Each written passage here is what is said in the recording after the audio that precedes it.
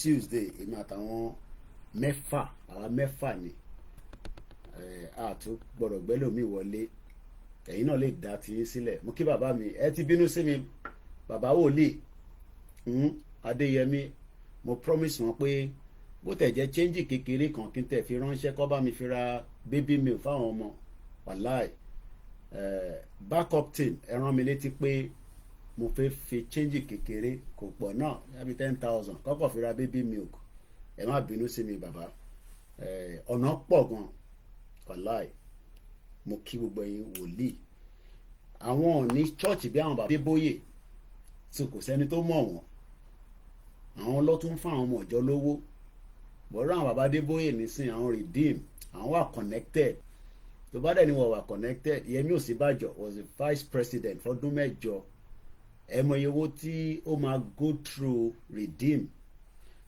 Mo wá kí gbogbo àwọn redeemer ó láwọn bàbá mi kan tó máa ń pè mí, mo ní dárúkọ branch wọn torí pé kọ́ má lọ máa sọ pé ẹ̀yin náà ti ń pe Koikimedia. Bàbá yẹn ò lè máa pè mí, full time redeemer ni wọ́n. Mo lè ní sọ́ọ̀lù tó wà wọ́pọ̀ bẹ́ẹ̀ o ní UK lamẹ́ríkà àtàwọn ti Nàìjíríà pé lótìtọ́ àwọn ò ní lè jáde káwọn pè sórí program ẹ̀ tí ó ṣeé ṣe kí parish wọn mọ̀ pé wọ́n ti pe Koikimedia pé àbẹ́ ẹ̀yin náà máa ń gbọ́ Koikimedia. So but àwọn ń fi ẹ̀mí bá ìrìn àjò yẹn lọ.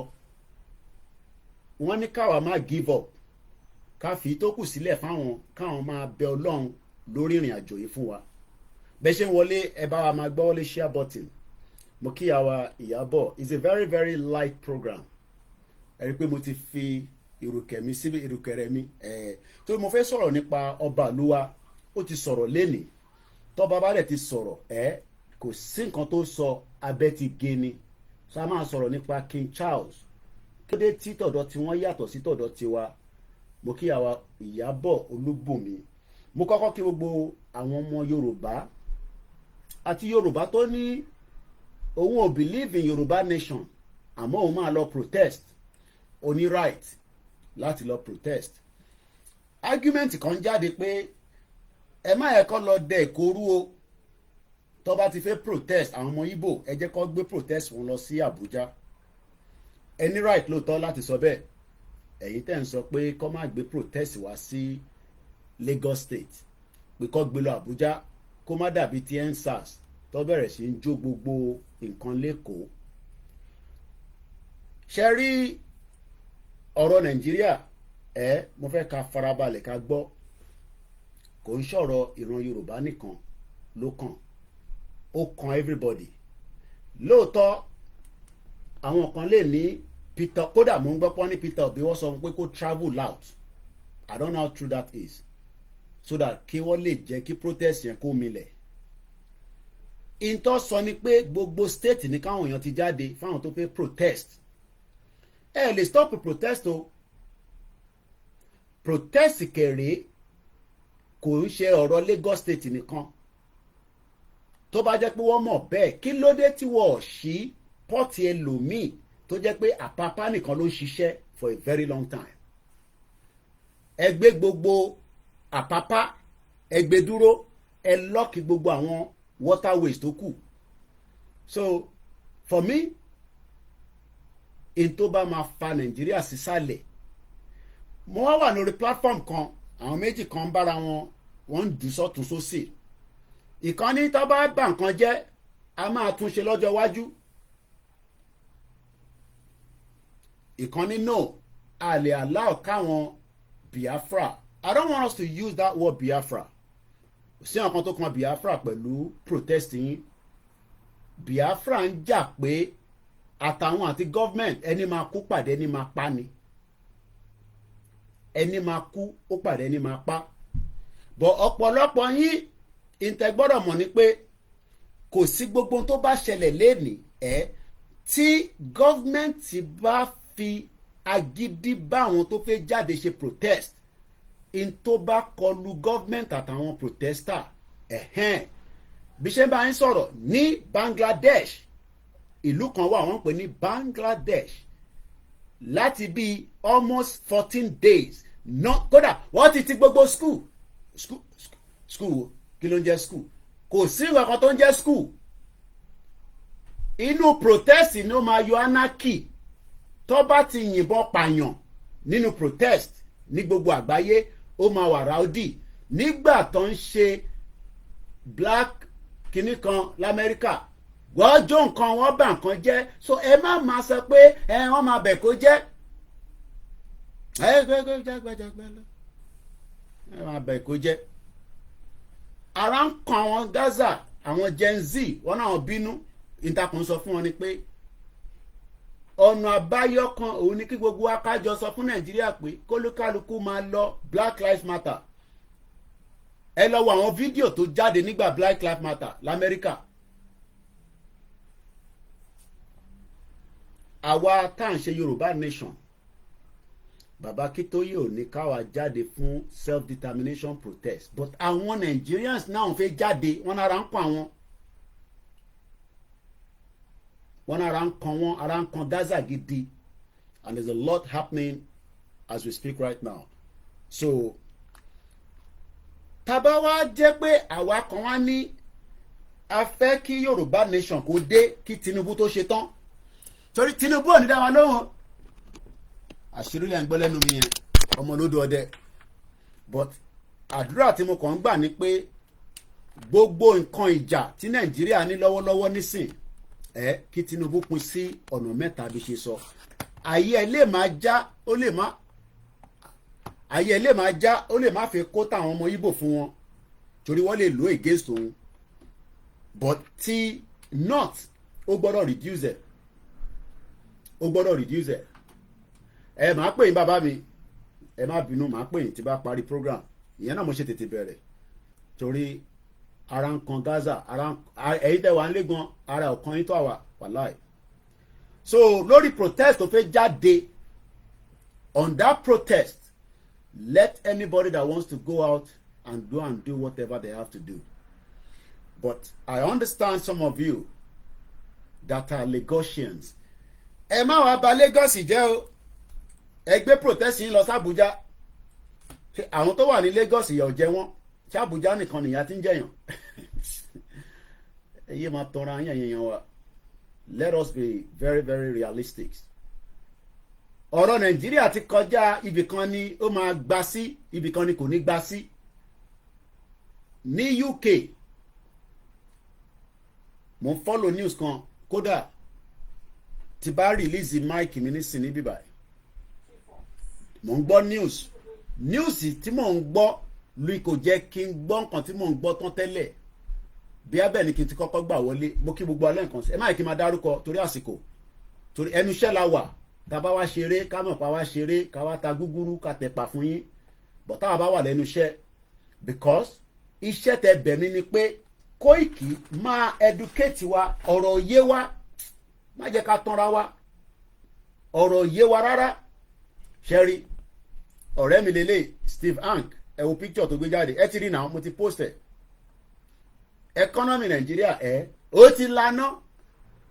Ṣẹ́rí cost of living Jagaban nìyẹn ó ń fly Jagaban nìyẹn ó wà lórí bí atomic bomb ní kinní kan. Ọ̀rọ̀ Nàìjíríà ni wọ́n sì ń sọ ó wá ní káwọn kan máa jà. Ara ń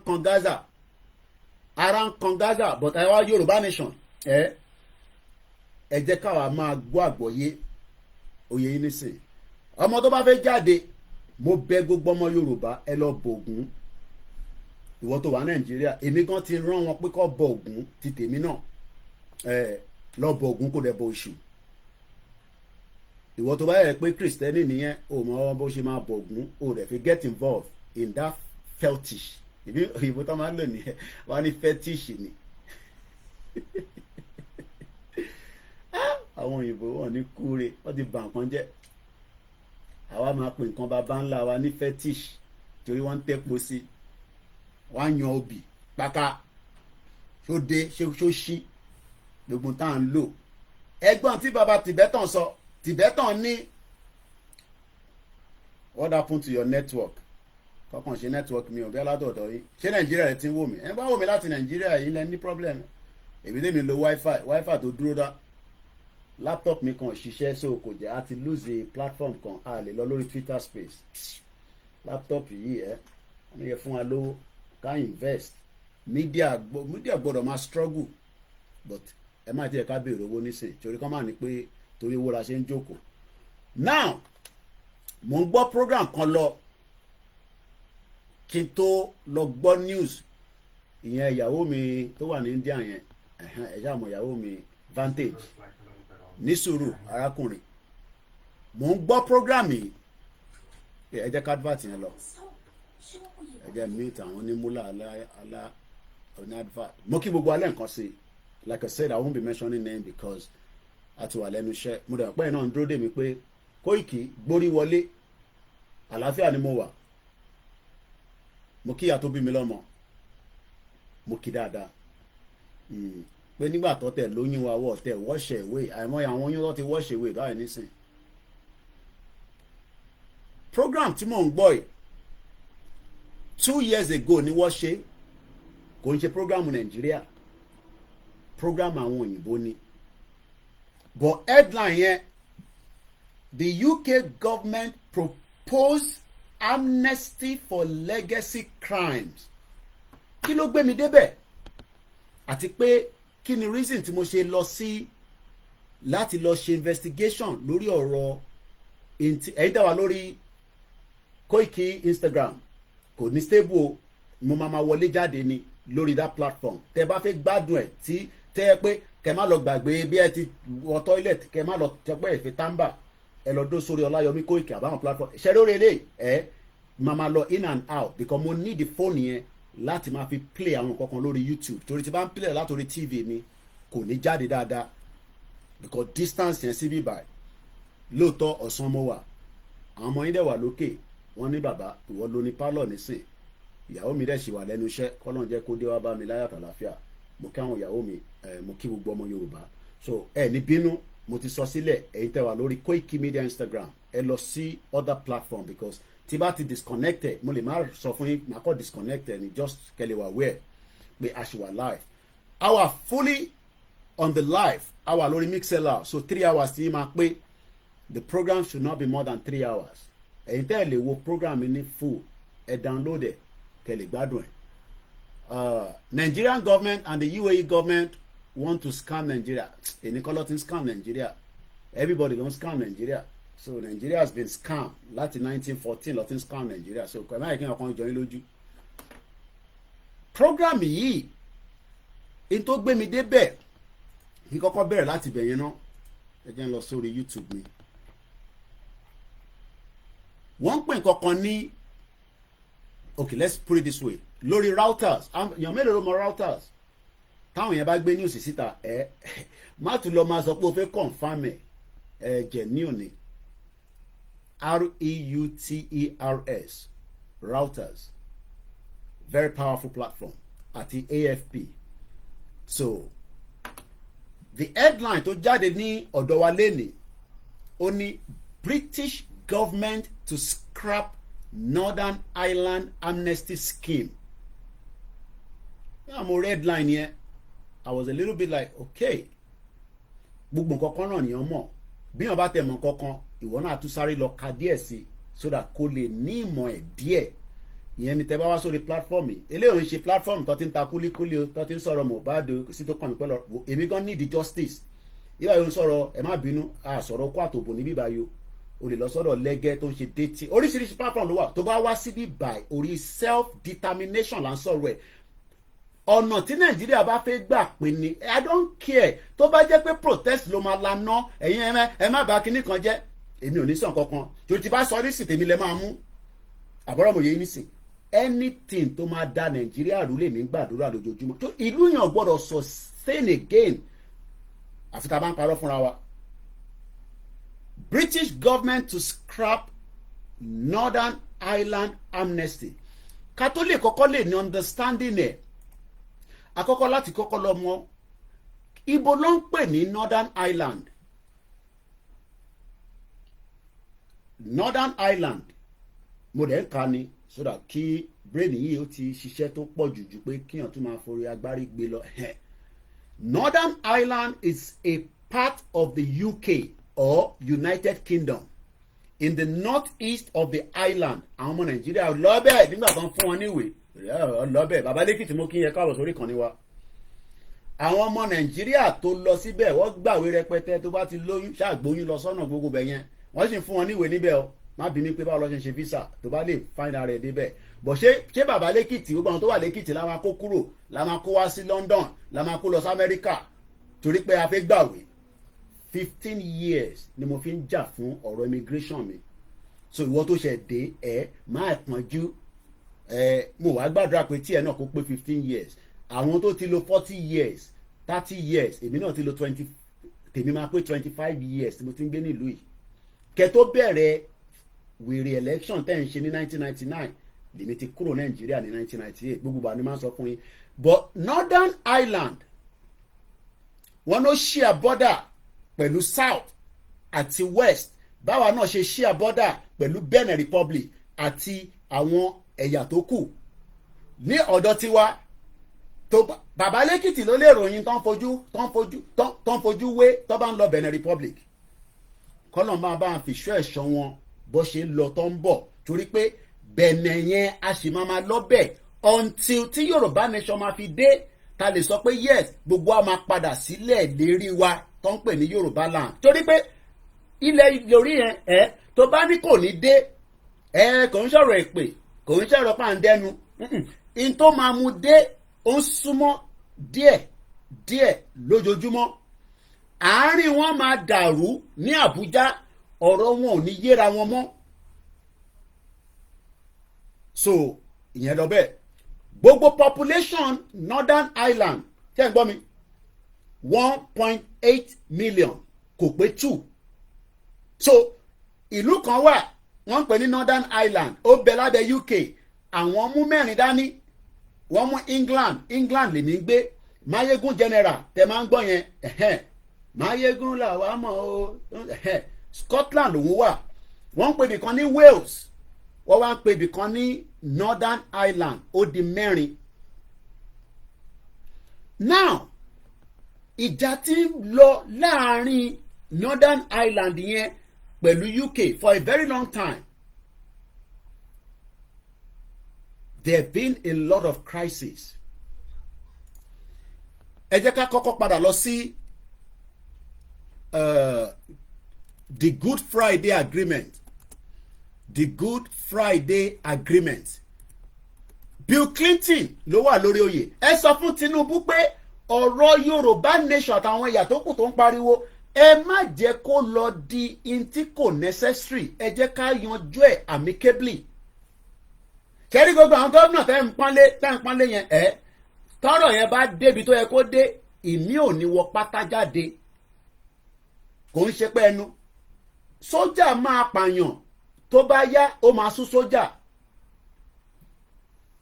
the Good Friday Agreement yẹn just as bó ṣe ń parí ẹ̀ lèmi wọ̀lú yìí Tony Blair ni prime minister níjọ́ náà lọ́hùn ìyẹn Tony Blair mo nífẹ̀ẹ́ gan kó tó di pé ó tó wá kó wa lọ ja ogun tó máa ń jà wọ́n fi ń build economy àwọn ìlú kan ni so kí la fẹ́ para wa fún nígbà tá a bá lè yanjú ọ̀rọ̀ yìí amicably but àwọn olóṣèlú ò ní fẹ́ jẹ́ kẹ́yìn ọjọ́ amicably ìyẹn ló máa di sùrùtù torí pé wọ́n mọ̀ pé ọ̀rọ̀ tá à ń fà yìí àwọn máa rò pé àwọn máa escape tí gbogbo ẹ̀ bá dàrú báwọn máa sá lọ they will not be able to sá lọ gbogbo àjọ máa wà nù Nàìjíríà yẹn ni tí sùrùtù yẹn máa dé ẹ yẹ kí n kàn fún yín ní the guide a little bit about the Good Friday Agreement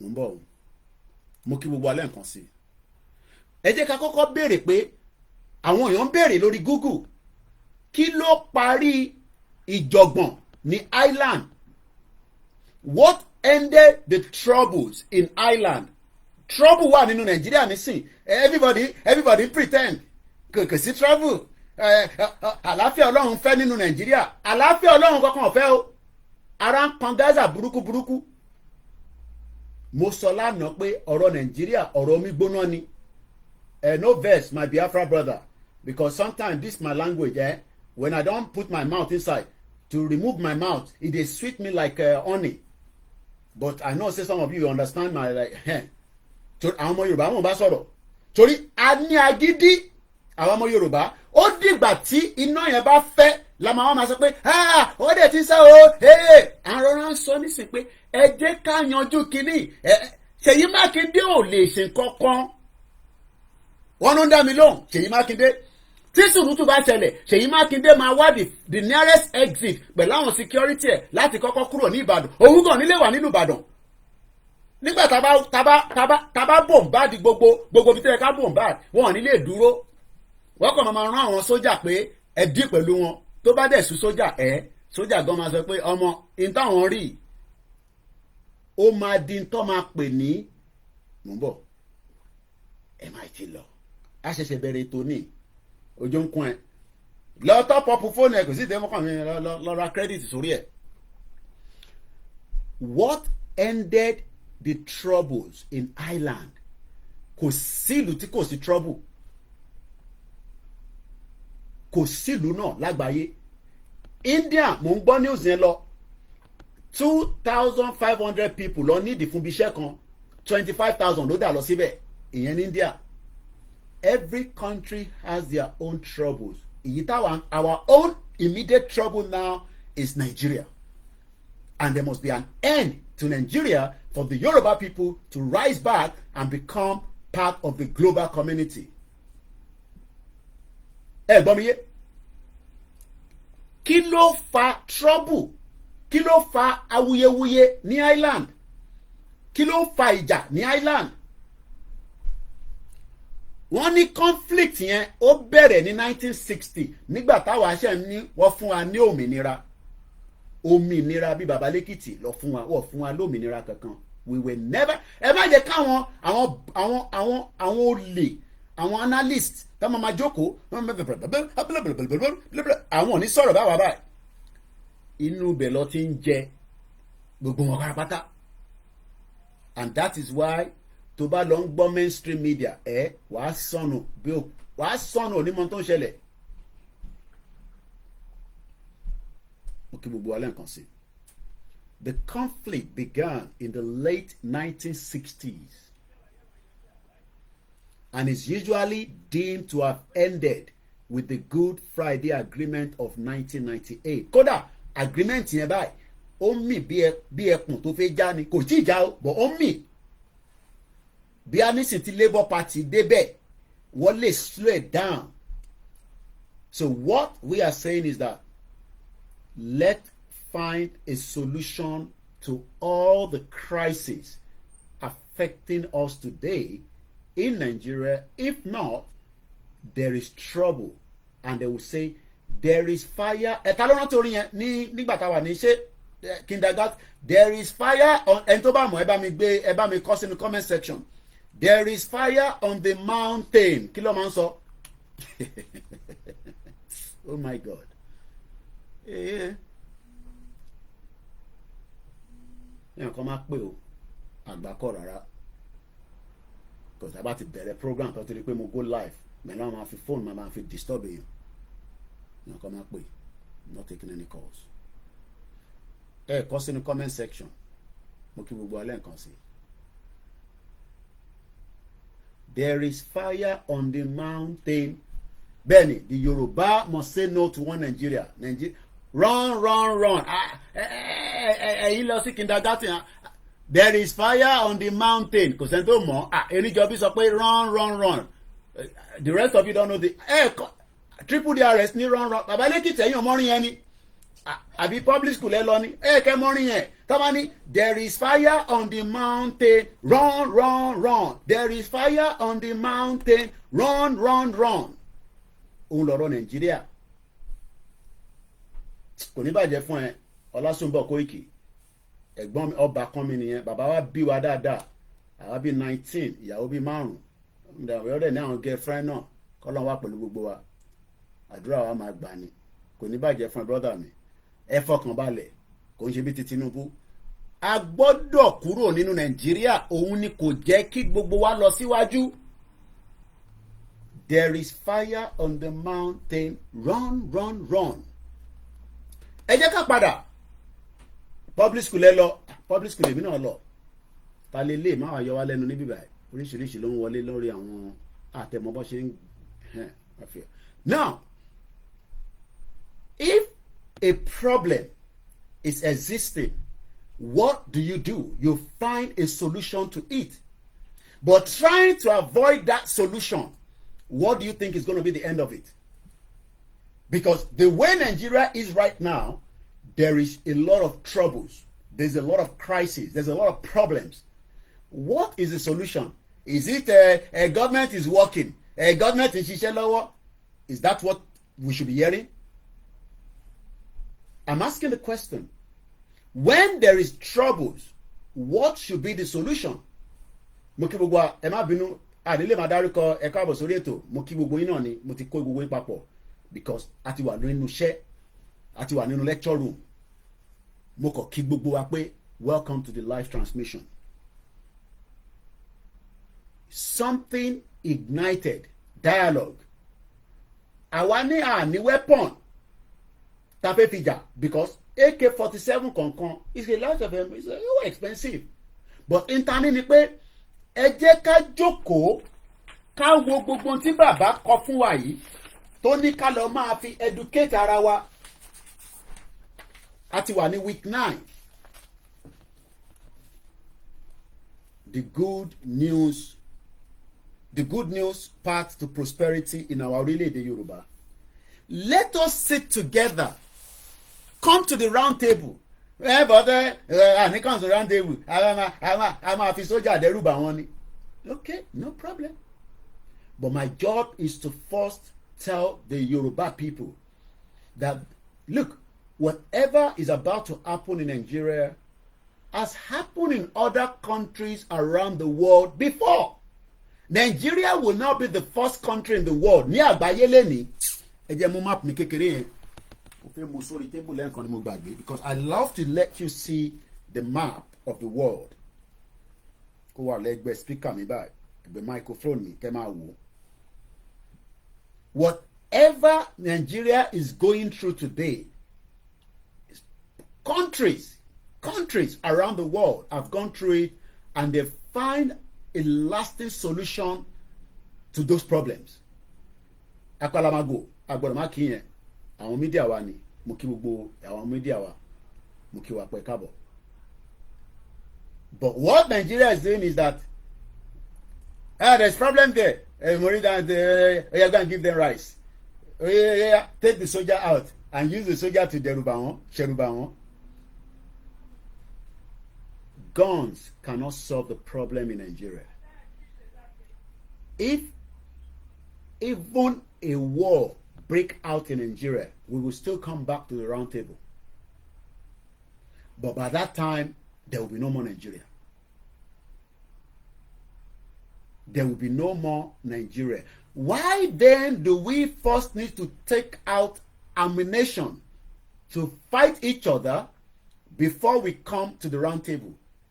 Gbogbo tá à ń ṣe nísìnyí Sanwó-Olú ń ṣe bí ìgbà tó yẹ pé kò gbọ́n tí mò ń sọ ó ń fix ẹ wá ní ẹ má jẹ́ kó bà Lagos jẹ́ o, no problem, continue dey play. That's all I will say. Ẹ máa play. Ìlú tẹ̀yìn jókòó sí tí ẹ ti ń sọ̀rọ̀ ajé ẹ lọ find out bóyá ìlú yẹn wọ́n ọ̀bá jẹ́ kó tó tuntun kí wọ́n wá dé ní ìgbàlódé Amẹ́ríkà 1970. Ǹjẹ́ mo tó ṣẹlẹ̀ ní 1777 ní Amẹ́ríkà. So when some of you are here saying ẹ má bà nǹkan kan jẹ́ o, ẹ má bà nǹkan kan jẹ́ o, èmi náà ni ẹ má bà nǹkan kan jẹ́ o. We live in denial. Most of the countries that we are all living today, including this country, when things were going hot, ìwọ gan tó bá fún ẹ ní visa London wàá reject. Tó bá fún ẹ ní visa London nígbà tí ó hot nígbà yẹn wàá sọ pé ó fẹ́, especially when the IRA were bombing almost every part of UK or England, because the headquarter gangan lọ́mọ máa gbá sí gbás ẹ lọ wo history tó ṣẹlẹ̀. why then are we having stupid politicians? Káàbọ̀ sí London. Ẹ máa tún béèrè pé ta ló ṣẹ̀dí London. Bọ́bá ṣe ń lọ lọ́n sọ fún mi. Speaker of Lagos State arrived in London 2 days ago. If not, 2 days ago precisely. London yẹn lọ like jù. London ló yá sí Nàìjíríà jù 6 hours. Pákà wọ́n ti dé. Pákà wọ́n ti dé. Pákà wọ́n ti dé. The Lagos State Speaker. Ó lè náà wá ṣe meeting. Ó lè náà wá ṣe conference. Wọ́n rí wá ṣe conference. Welcome sir. Ẹ káàbọ̀ sir. Ẹ káàbọ̀. Wọ́n ti fi orí gbogbo wa. Wọ́n ti fi gbá pààrọ̀. Until we say enough is enough. Nigeria is in trouble, but they are running away from the solution. Koiki, the solution is we have okay. Tebani, end bad governance. Which governance are you going to go and bring again? I'm Gen Z. We're gonna end. So we'll send the list to see me all their demands. Oh, I'll phone me. Omo Elisha will send that to me. All their demands, and I think we can find it. They listed all the demands, and they say we will end bad governance. So when you end that bad governance, the one that Tinubu is running right now, because to you it is the look, and in Yoruba, let's make this clear. Ejeka make it clear. It is just unfortunate that Tinubu ló wà níbẹ̀. If anybody, bí Peter Obi náà wà níbẹ̀, Peter Obi ò lè rí kankan ṣe. The same problem tó fẹ́ erupt nísìnyí náà ló máa erupt o. Forget about the fact that it's because it's Tinubu that is there. That is why they want to protest. Forget about that nonsense. I don't believe that nonsense. I'm not buying into that rubbish. If Atiku was there, they will be doing the same thing. Even if Showore was there, but you are not going to vote Showore anyway. So the fact remains that only Baba mi Moses Olaniran mo ti tan TV mi so that I can be seeing my comments. Yeah, Olayomi, you are damn right. It was hell of fire in 1774 in the America between British authorities that were fighting. Jakolu Sholani, bóyá Ọbaṣá pín búrẹ́dì fún yín ní London. Ó ti dé, ó wà London báyìí bí ṣe bá yín sọ̀rọ̀. So let me make this clear. Is either we want Yoruba nation the way we are doing it in a peaceful way, but what about àwọn olóṣèlú ò bá dá wa lóhùn? Are you thinking in that direction? Kí ló máa ṣẹlẹ̀ if they refuse to answer us? So you want me to be sitting here 10 years, Abi? Hey, Yoruba nation, no going back. Yoruba nation, now. Màá máa bèrè owó lọ́wọ́ yín, Abi. Larry Jinoduni, Buhari had already run the country aground before Tinubu took over. It is not even Buhari alone. The country has been run dry since 1914. 45 years. I want to always remind you that the British was operating Nigeria on our behalf after they gave us Nigeria in 1914. Because when people are talking about 1960, the regional government that we got, they destroy it. The Igbo destroy it. Have you asked why the British joined us together in 1914 and then help us to run it for 45 years? And they knew that the only option to just, when somebody won't please you, they know that the regional government was never going to work in Nigeria. Any more paro, more British. The British knew that regional government was never going to work in Nigeria because they gave us regional government, but they kept the North to be superior in the military architect of the whole country. Idiot all over the place. Yeah. They destroyed the regional government. Àwọn tó mọ history, àwọn ẹ̀gbọ́n mi, àwọn bàbá wa, àwọn buffoons. They'll be yet talking about regional government. Yeah, we were given a regional government so that regional government, we can all go and manage ourselves. How are you going to manage yourself when they gave the power to the North to superior among every one of us. So definitely there will be conflict of interest. And that conflict of interest, that conflict of interest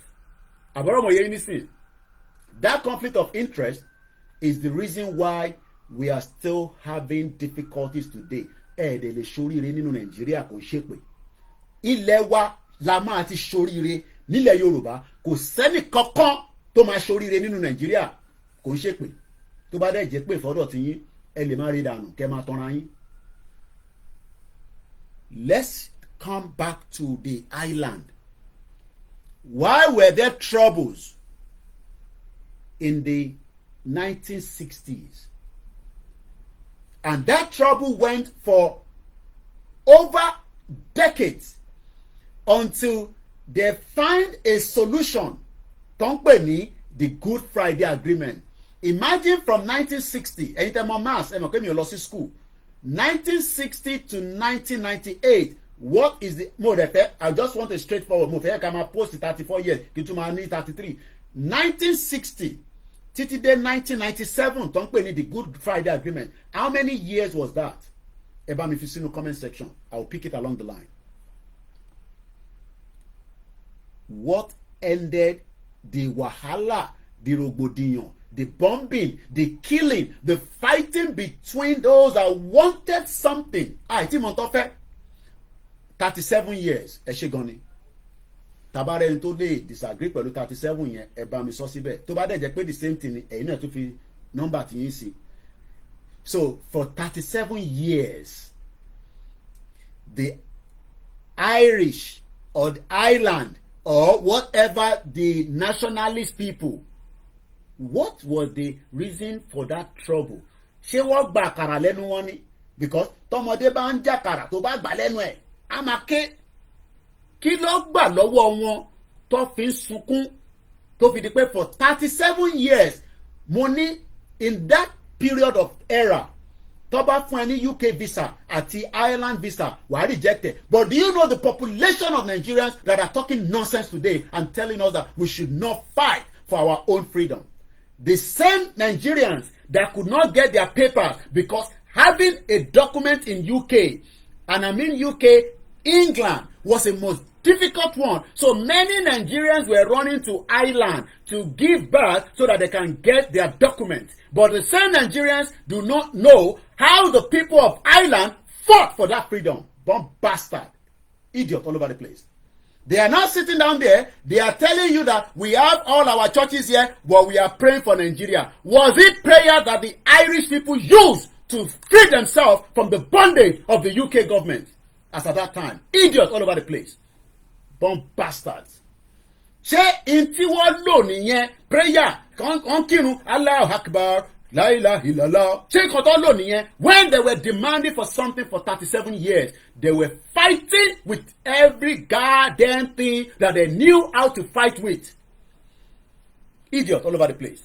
I said, hey, we are now in Ireland, but we are praying for Nigeria. Pray for your father. Don't pray for any bloody Nigeria. Because there is troubles in Nigeria that we must first find the solution to it. Without finding the solution, that trouble is going nowhere. That trouble is going nowhere. That trouble, oh mama, kan lójoojúmọ́ ni. Whether Tinubu leave power, if Peter Obi come, we will make sure we are doing the same thing. Even if Peter Obi becomes the president. Not to talk of Atiku. So, is it because Tinubu is there? What makes difference? And sọ̀rọ̀ pé we are all in danger. There is trouble. Fire on the mountain. We are running, and as we are running, the fire keeps coming. The fire keeps coming. Do you know that in Niger, not Niger State, Niger, I am now getting a report that immigration in Nigeria is telling us that let us close our border because terrorists have run away from the prison. There's a jailbreak. Have you not heard the news? Everyone in danger. Every single one of you, including myself. Continue the play. We are all in danger. The terrorists that I was speaking to a brother this afternoon, and I said, I am having the belief that jailbreak and West were behind it. Because we are talking about adding terrorists that they've kept in the Niger prison, they are now telling us that they've run away. And the Nigeria, I'll read it to you. I have the communique. The Nigerian soldier is now telling us, or immigration, that we should tighten up our porous borders so that they don't come into Nigeria. I want to wọlé already. Let's stick with island. Kí ló fa wàhálà? Kí ló fa rògbòdìyàn? Kí ló dé tó ń jà? What is the Irish people looking for? Is it because they don't love each other? Or something, somebody believe in something? Yes, there's a jailbreak in Niger. Not Niger State, Niger. The one that Tinubu wanted to use bomb to fight them. They say, bomb us, we bomb Lagos State. Tinubu say, don't do that. Benny, do we even have borders? I'll come back to that.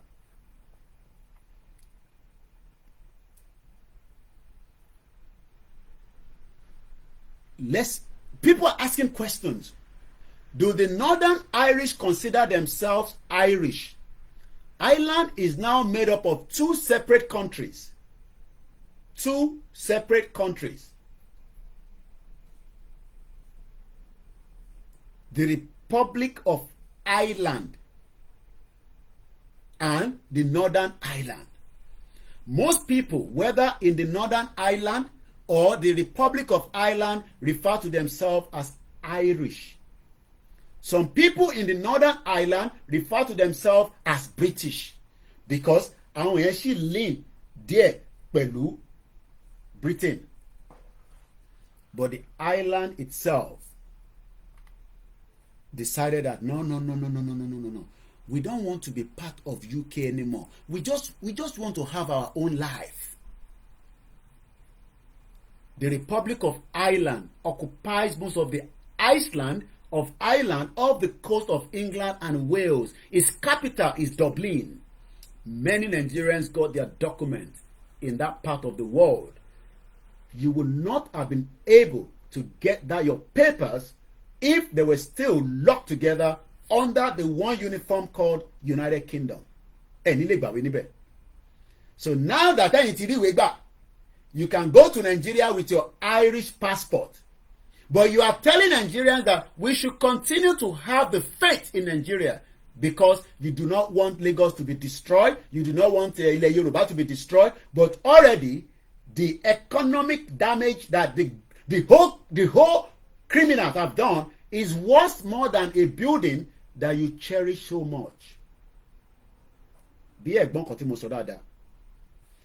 we don't want them to destroy Lagos, so we are conservative. Koiki is a liberal, just leaving. He and Igbo people, they are castigating to come and destroy Lagos. Maybe I should give you the latest update about that, your Lagos, that your Ogun State, your Ondo State, your Ekiti State, including all the Nigeria as one block. This is the latest update as we have it. 1 minute. Shout out to every one of you that have joined us on this platform again today. My name is OLAYOMI KOIKI. According to Steve Hank, he says, and I quote,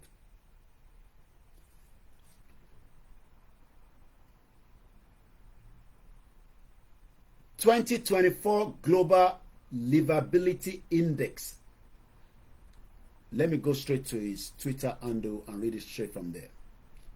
Shout out, mo kí gbogbo wa lẹ́ẹ̀kan sí pé ẹ káàbọ̀ sórí ètò. Mo kí ọmọdé, mo kí àgbàlagbà, mo kí arúgbó, mo kí omigan, mo kí wa pé there is troubles in Nigeria.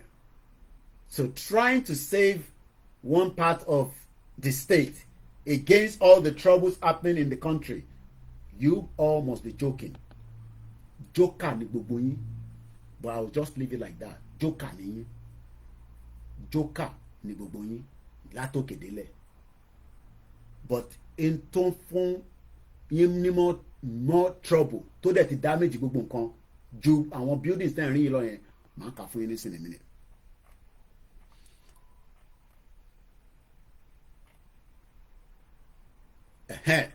màá padà wá sí ti Bangladesh, but let me just give you the update quickly.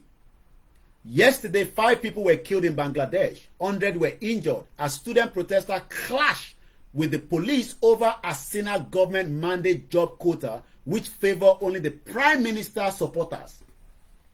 5 people dead in Bangladesh. Kò sílùú tí kò ní sí ẹ̀jẹ̀, because wèrè làwọn government yàtọ̀ sáwọn civilized country bíi UK, Europe ni wọ́n nílò ìbọn, but America gan tó bá dójú ẹ̀ gan wá yọ gàdàmù síta má tọ̀ra yín mo ń bọ̀. That's what I'm looking for. I got it. Out of 173 countries, Economics Intelligence 2024 Global Livability Index. Kí ló mean by that? Màá ṣàlàyé fún yín in a minute. Lagos, Nigeria ranks a dismal 170 nínú 173 cities ní gbogbo àgbáyé. Lagos yín wọ́n ló rank 170. So kí lẹ wá ń pọ́nlé níbẹ̀? I'm asking you. Kí lẹ ń pọ́nlé níbẹ̀? Àṣàkẹ́ TV show, welcome to the program. Mukiyawa. Out of 173 cities, Lagos níbi táwọn èèyàn ń gbé, livability, ẹ jẹ́ ká lọ wo English dictionary. Let's go and look at the English dictionary. Mo kí gbogbo alẹ́ kan sí. Livability or livability is the degree to which a place is good for living.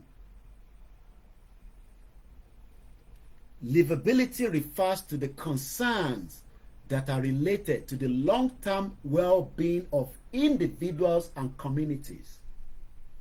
So ẹ̀yin ọmọ Lagos State ẹ súnmọ́ bíbá kẹ́ wá gbọ́. Ẹ wá gbọ́. Your Lagos State, according to the world cities, out of 173, Lagos igba pass mark 170. So ìwọ̀nba díẹ̀ ṣe péré lókù, òun ni kò bá gbégbá, òun ni kò bá jẹ́ the agbépo ní class. Ẹ̀wọ̀n ká máa ní ọ̀kan agbépo. Lagos will have been the agbépo because kò wà conducive. I'm not gonna tell me pé èrò tó pọ̀ ní Lagos State ní Koiki o. Liars all over the place. Jakande was building houses. Tẹ́ bá mọ̀ pé èrò pọ̀ ni. Get their data. Make sure that every one of them are paying back into the government. Àwọn tó bá yẹ kó san tax. Then you will be able to start building. But kí la wá ṣe? Atalẹ̀ wa upright. Àwọn tí kò jẹ́ ká talẹ̀ fún. Àwa wá lé ní nísìn. Àwa ń moan. Àwa ń pariwo. Ilẹ̀ tó yẹ kó jẹ́ tiwa. Àti tàdánù torí ebi ń pa wá. Torí a fi jápa.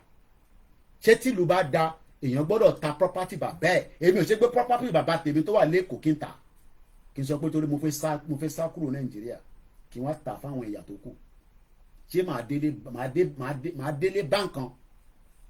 So some of you need to better start thinking. Let's go back to that Twitter, then we go back to the island. We are almost 1 hour into the program. Mokibubwa.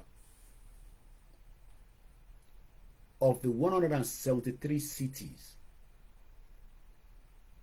in 2024 or doing global livability, I have explained the meaning of livability.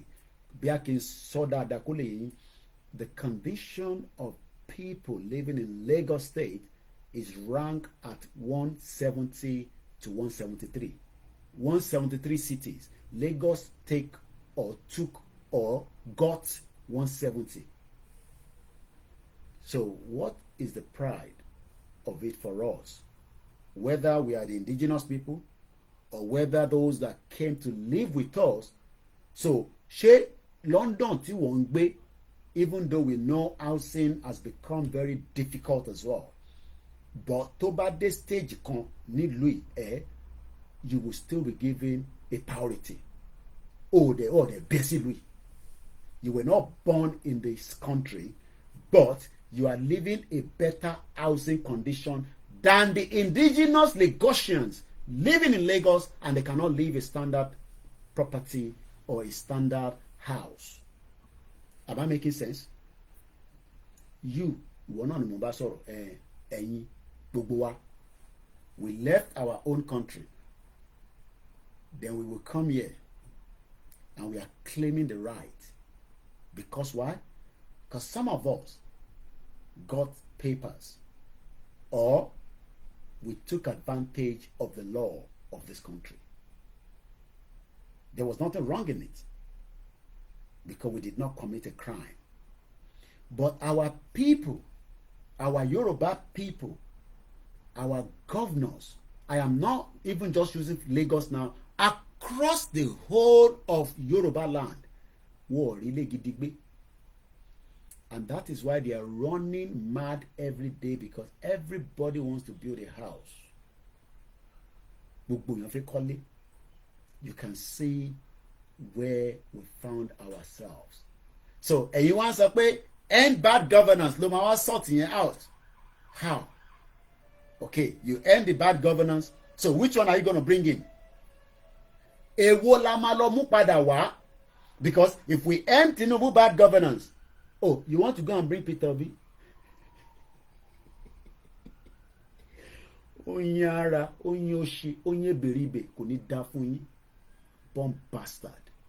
So, I end bad governance. Abi, àwa lọ gbé Peter Obi wọlé.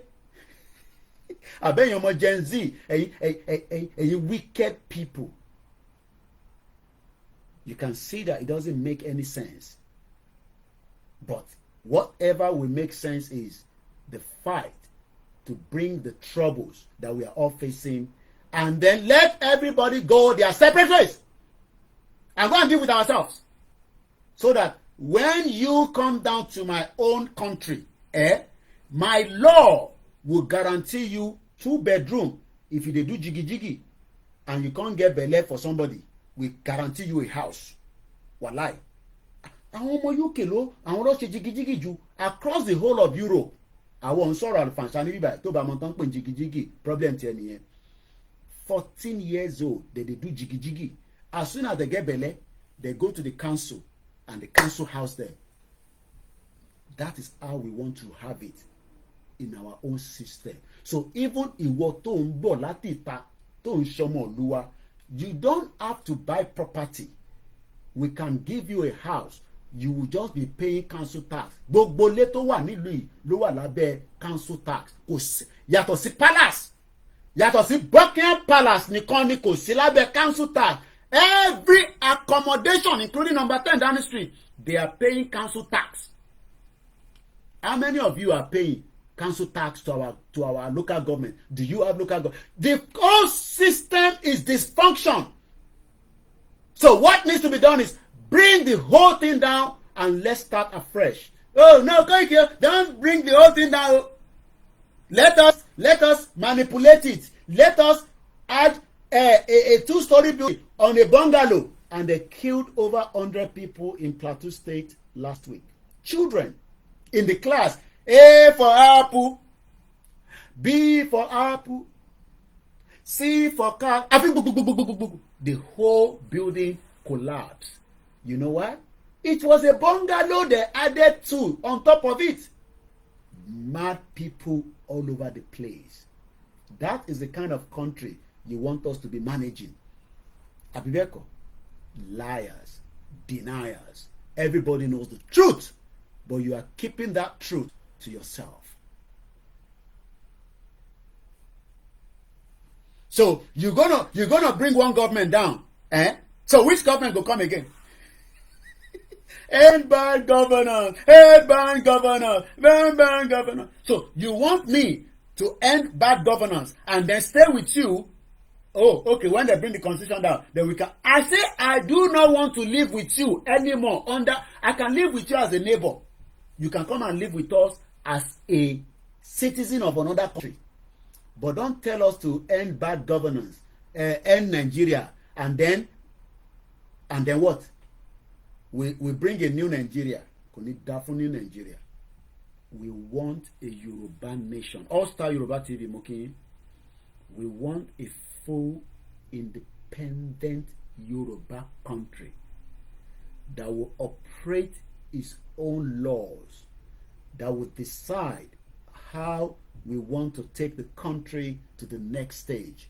I do not want end bad governance and then another governance will come in and we are still under the cycle of Nigeria like the people with the ask for regional government and the restructure. What we all need now is a total collapse. Division, breakup, disintegration, the amalgamation is not calling for a war. Pè fogun. Ẹ̀yin lẹ ń pè fogun àwọn olóṣèlú.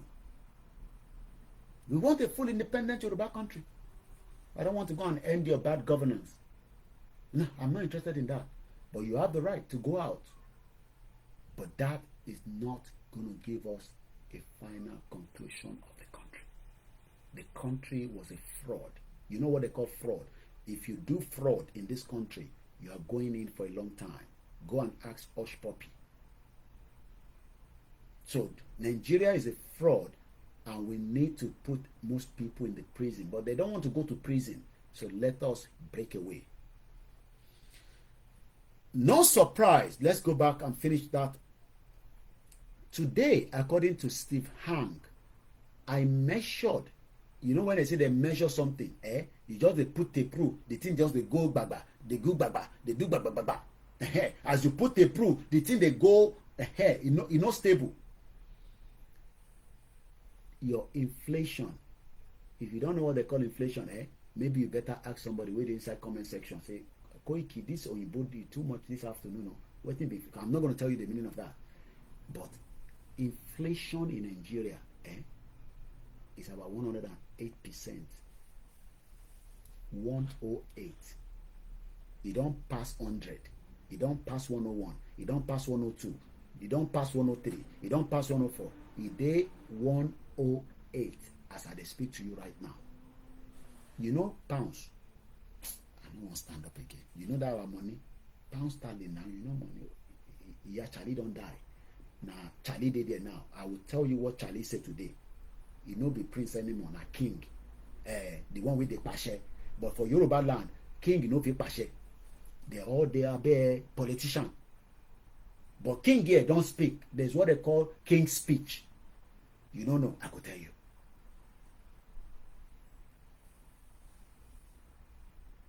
Ṣẹ́rí pé mo ṣe lẹ́ǹkan pé kò sí bá ṣe lè rí ṣe ní Nàìjíríà.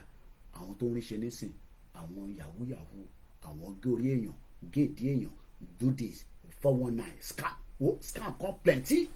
Ẹ̀yin tẹ́ wà ní diaspora, ẹ má ṣọ́ra. Ẹ̀yin tẹ́ wà ní diaspora, ẹ má ṣọ́ra. Ẹ máa wá investment káàkiri ní Nàìjíríà nísìn. Wàá gbé yín ní mugun. Wàá gbé yín lórí eré.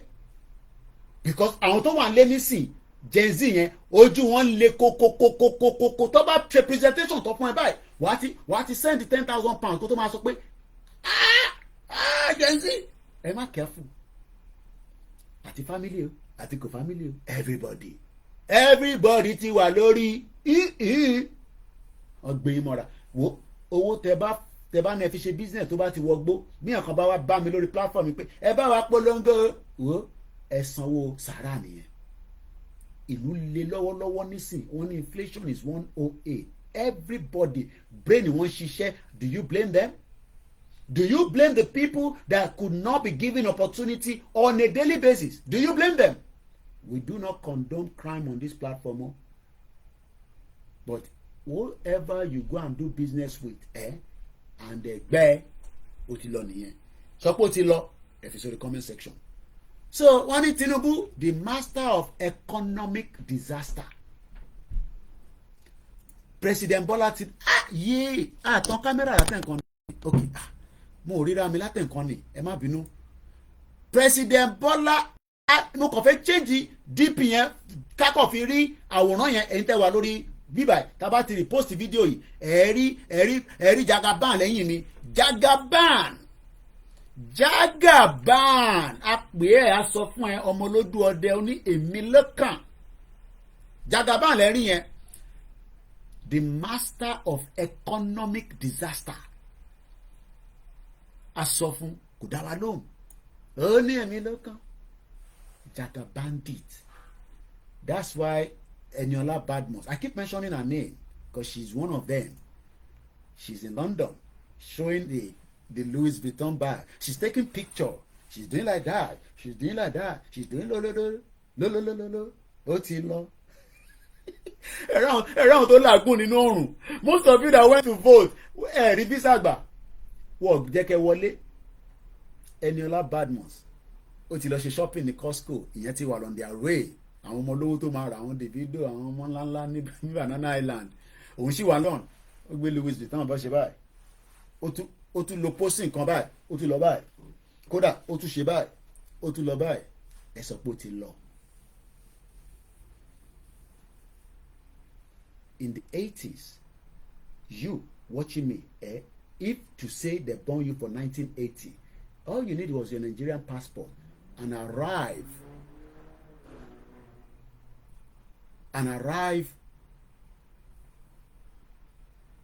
on the Heathrow airport and they welcome you like a king.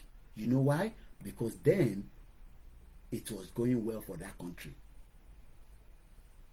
Nobody needed a visa. Kódà, many of you that have your nephew in London today that are telling you to continue to pray while they are sending you 10 pounds, 30 pounds, 100 pounds. They were only just lucky to be born here because Margaret Thatcher was the one that stopped the law that says if you are not a British citizen, if you are born here, you are not automatically a British citizen anymore. Tiba Paro, go and ask somebody else. Margaret Thatcher stopped that law. Òun ló gbé òfin kan dé pé ẹni tó bá bí tẹ́lẹ̀ tó bá bíyàn sí UK in the 80s you become a British citizen automatically. So a lot of people that they gave birth to in the 70s up to that period now then get British passport. The rest of us we are now still fighting after many years.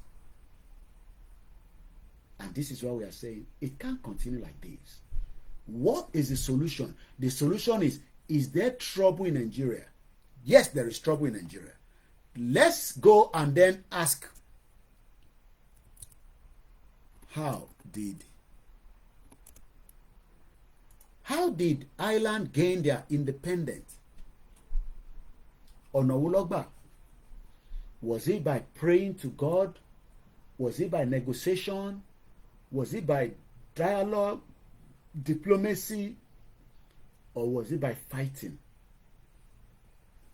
Ireland gained independence from the United Kingdom on December 6, 1921. It's been a long time. That's about some few years after the fraudulent amalgamation, as we say all the time. Mo kí gbogbo alẹ́ nǹkan sí, and welcome to the program. When representatives of the two states signed the Anglo-Irish Treaty, this is what we are saying to Tinubu. Tinubu think he will not answer us. He will just continue running his government, and then we will not do anything. Yes, we cannot do anything, but a lot will happen in Nigeria that will then allow us to do something.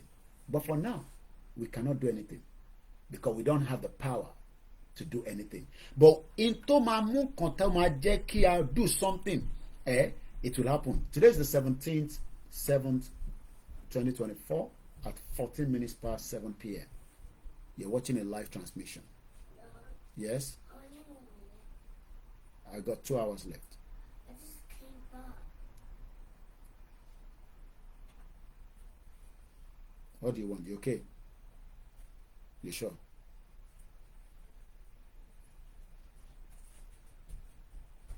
Ireland gained independence from the UK in 1921. But how did all this play out? Was it an easy pulling out? The Irish War, and you heard it very well, war, W-A-R, ogun. The Irish War of Independence, or the Anglo-Irish War, was a guerrilla war. You do not fight conventional war with a government that is sitting. You will all be killed one at a time. So the guerrilla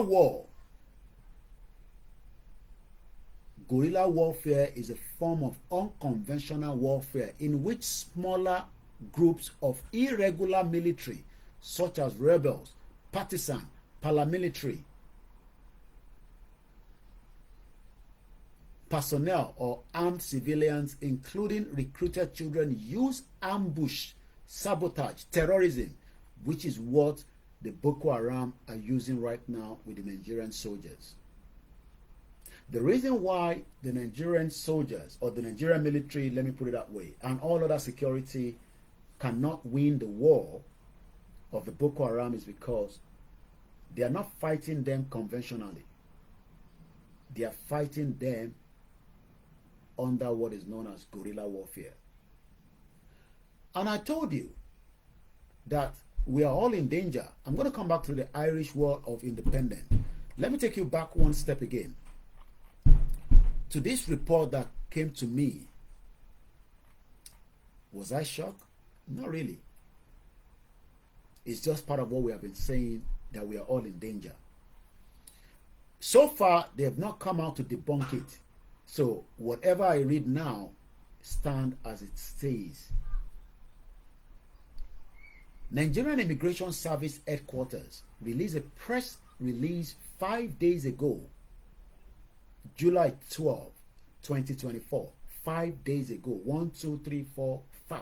Ọjọ́ márùn-ún sẹ́yìn ló release statement yìí.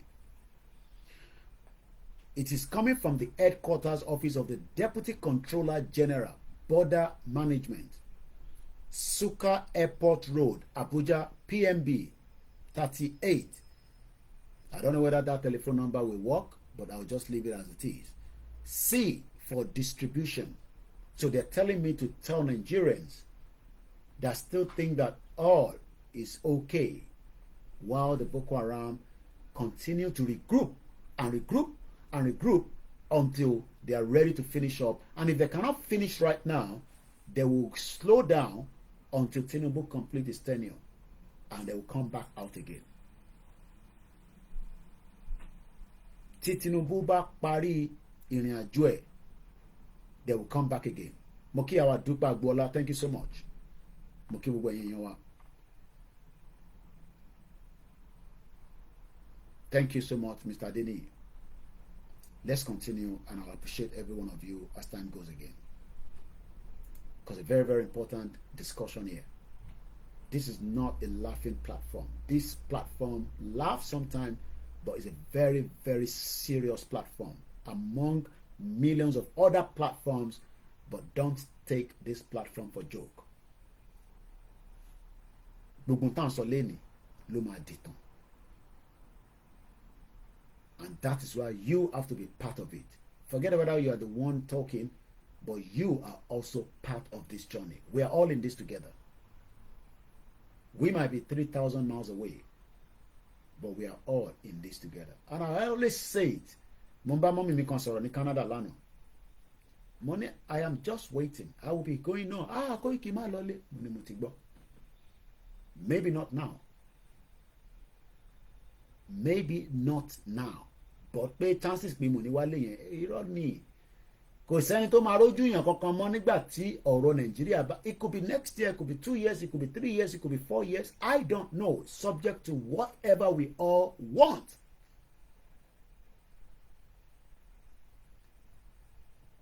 Ṣé mi lè ń bá sọ̀rọ̀ Mr. Fatai Azeez? I want you to rephrase or write something again, then I'll know how to deal with you. I'm not joking on this platform. I don't come out and sit here and laugh. What we are facing is a lot of troubles that is taking and have took many lives. So be careful with your comments. I curse a lot. I do curse a lot. Tiba, slow down. It's because I love my wives and I love my mom. So don't take this platform for a joke. If you're not welcome here, look, I've told you, if you don't sọ̀rọ̀ kó àtòbó wà lójoojúmọ́ lórí platform, gbogbo àlà ń gbọ́, èmi náà máa ń lọ bẹ́ẹ̀, má sọ pé ò tí gbọ́ rí. Àǹtí yẹn wà ní London. Ọ̀rọ̀ kó àtòbó ló ń sọ, èrò dẹ̀ ń kún bẹ́ẹ̀ rẹpẹtẹ lójoojúmọ́. Ọmọ Yorùbá dẹ̀ làwọn náà. Mo ṣeré ní bíbá yo. Màá rán ẹ sílé ní straight away, màá dẹ̀ block ẹ. And I'm not begging anybody to sit here. In tó máa bẹ gbogbo wa, ó ń súnmọ́ bọ̀ díẹ̀díẹ̀. Anna ti wà nínú danger 13 face látìgbà tó yìnbó ti kó gbogbo àpapọ̀ sínú ìdààmú yìí. Ká yọra wa kúrò nílẹ̀. Ká wá dẹ̀ ṣe débi ká máa dé ká lọ máa ṣeré pa níbẹ̀.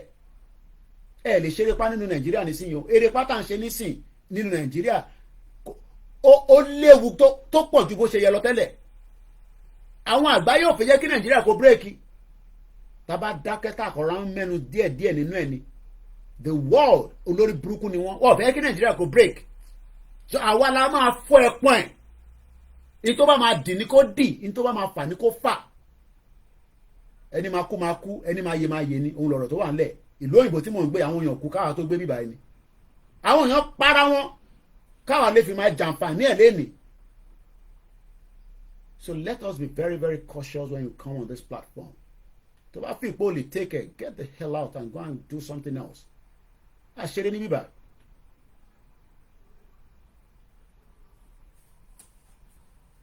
Let's go back to the press release from the Nigerian immigration in fún wa ní wọ́n sọ̀rọ̀ ọ̀rọ̀ tó ń sọ intati sọ̀bọ̀ láti jọ ìtẹ́lẹ̀ náà nìyẹn pé wàhálà ń bẹ nílẹ̀ Nàìjíríà á ti wà nínú ewu. Mass prison break. Mass MASS. Mass prison break in Niger Republic. 100, not one, not two, more total numbers of international terror kingpin. Wọ́n náà ti escape. Ìwọ wá jókòó sí bíbá oní kò séwu tálámọ̀ tó máa rìn tí lára àwọn kingpin tó náà ti ṣe rántí pé tàbújá la àti pé tẹ̀sẹ̀ tó rẹ̀ rántí yẹn mọ́. Kuje prison break. Nobody remember anything anymore. Abolongo prison break. Are we stupid people? What? Ṣé àwọn tó tẹ̀rù pọ̀ dẹ̀ ní gbogbo wa? Àbí ẹ ṣáàjẹ́ ká máa tó bí wọ́n ṣe ní ká tó. Tásìkò bá tó gbogbo tó bá máa ṣẹlẹ̀ ní Nàìjíríà àwa kan. So èyí tẹ máa ń wá lẹ́wọ́n ni ẹ tẹ bá mọ̀ pé ẹ fẹ́ jẹ́ kó da ìkorú ẹ sọ fún Sanwó-Olú kó tètè ṣe ọ̀rọ̀ Yorùbá nation ká lè lọ́ọ̀kè kó pa. Ẹ lè lọ́ọ̀kè kó pa bí nǹkan ṣe ń lọ lọ́wọ́lọ́wọ́ nísìn ara ń kan everybody.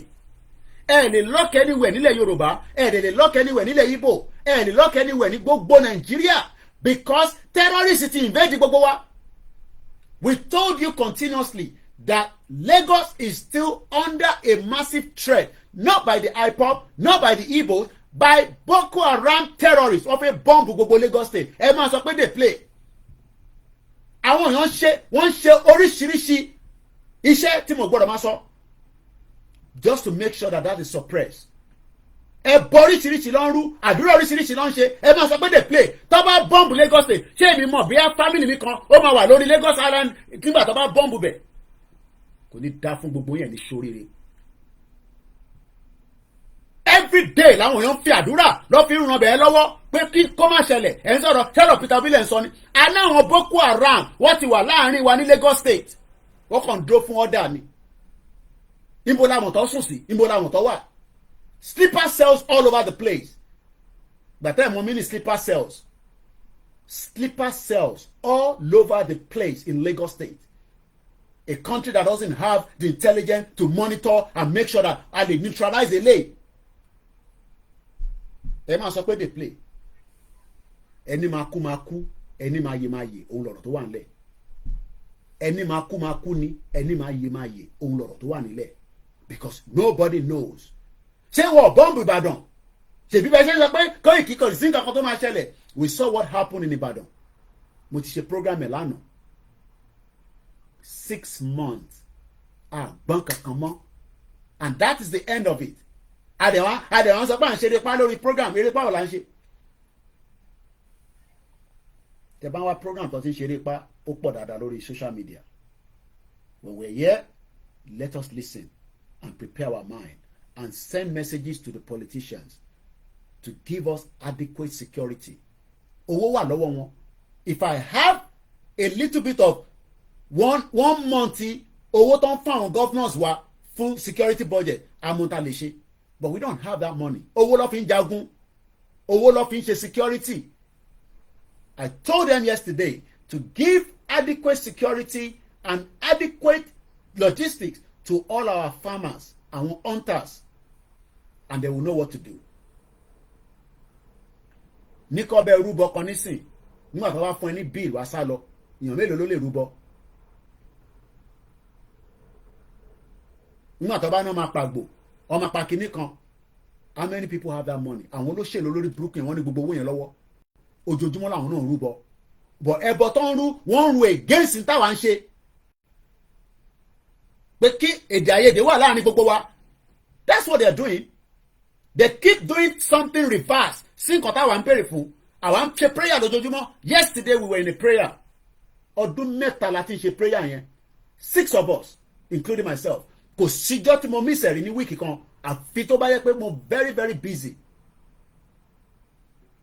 So àwọn ní owó all these bastard politicians àti Tinubu gbogbo wọn ló ń ṣoògùn against nǹkan tá à ń ṣe.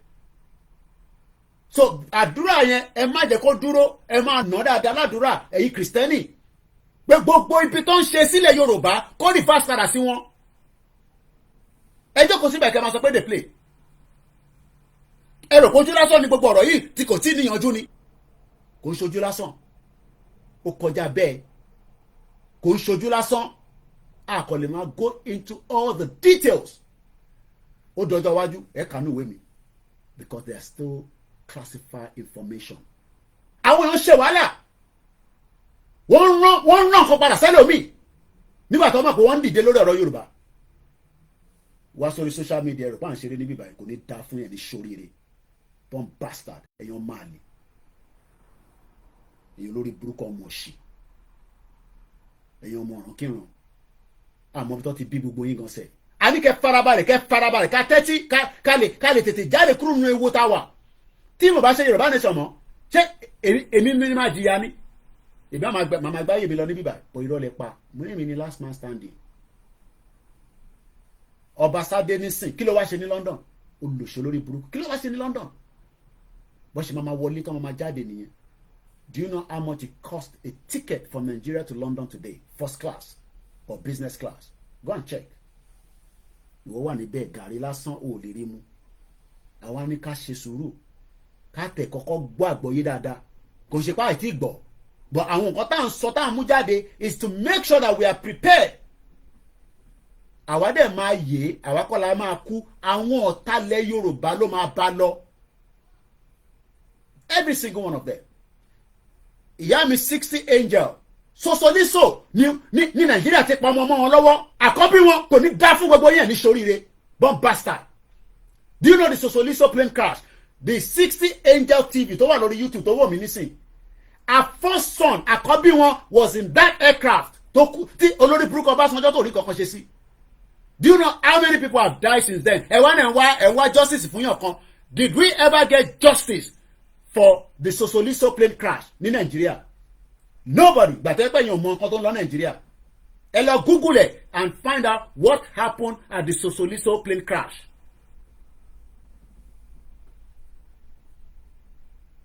Nobody got justice till date. Not even 1 naira. Wọ́n fáwọn ìyá yẹn tó lose àwọn ọmọ wọn. Ẹ má bínú pé mo tún gbé yín lọ síbẹ̀ mọ́mì. Mo sorry gan.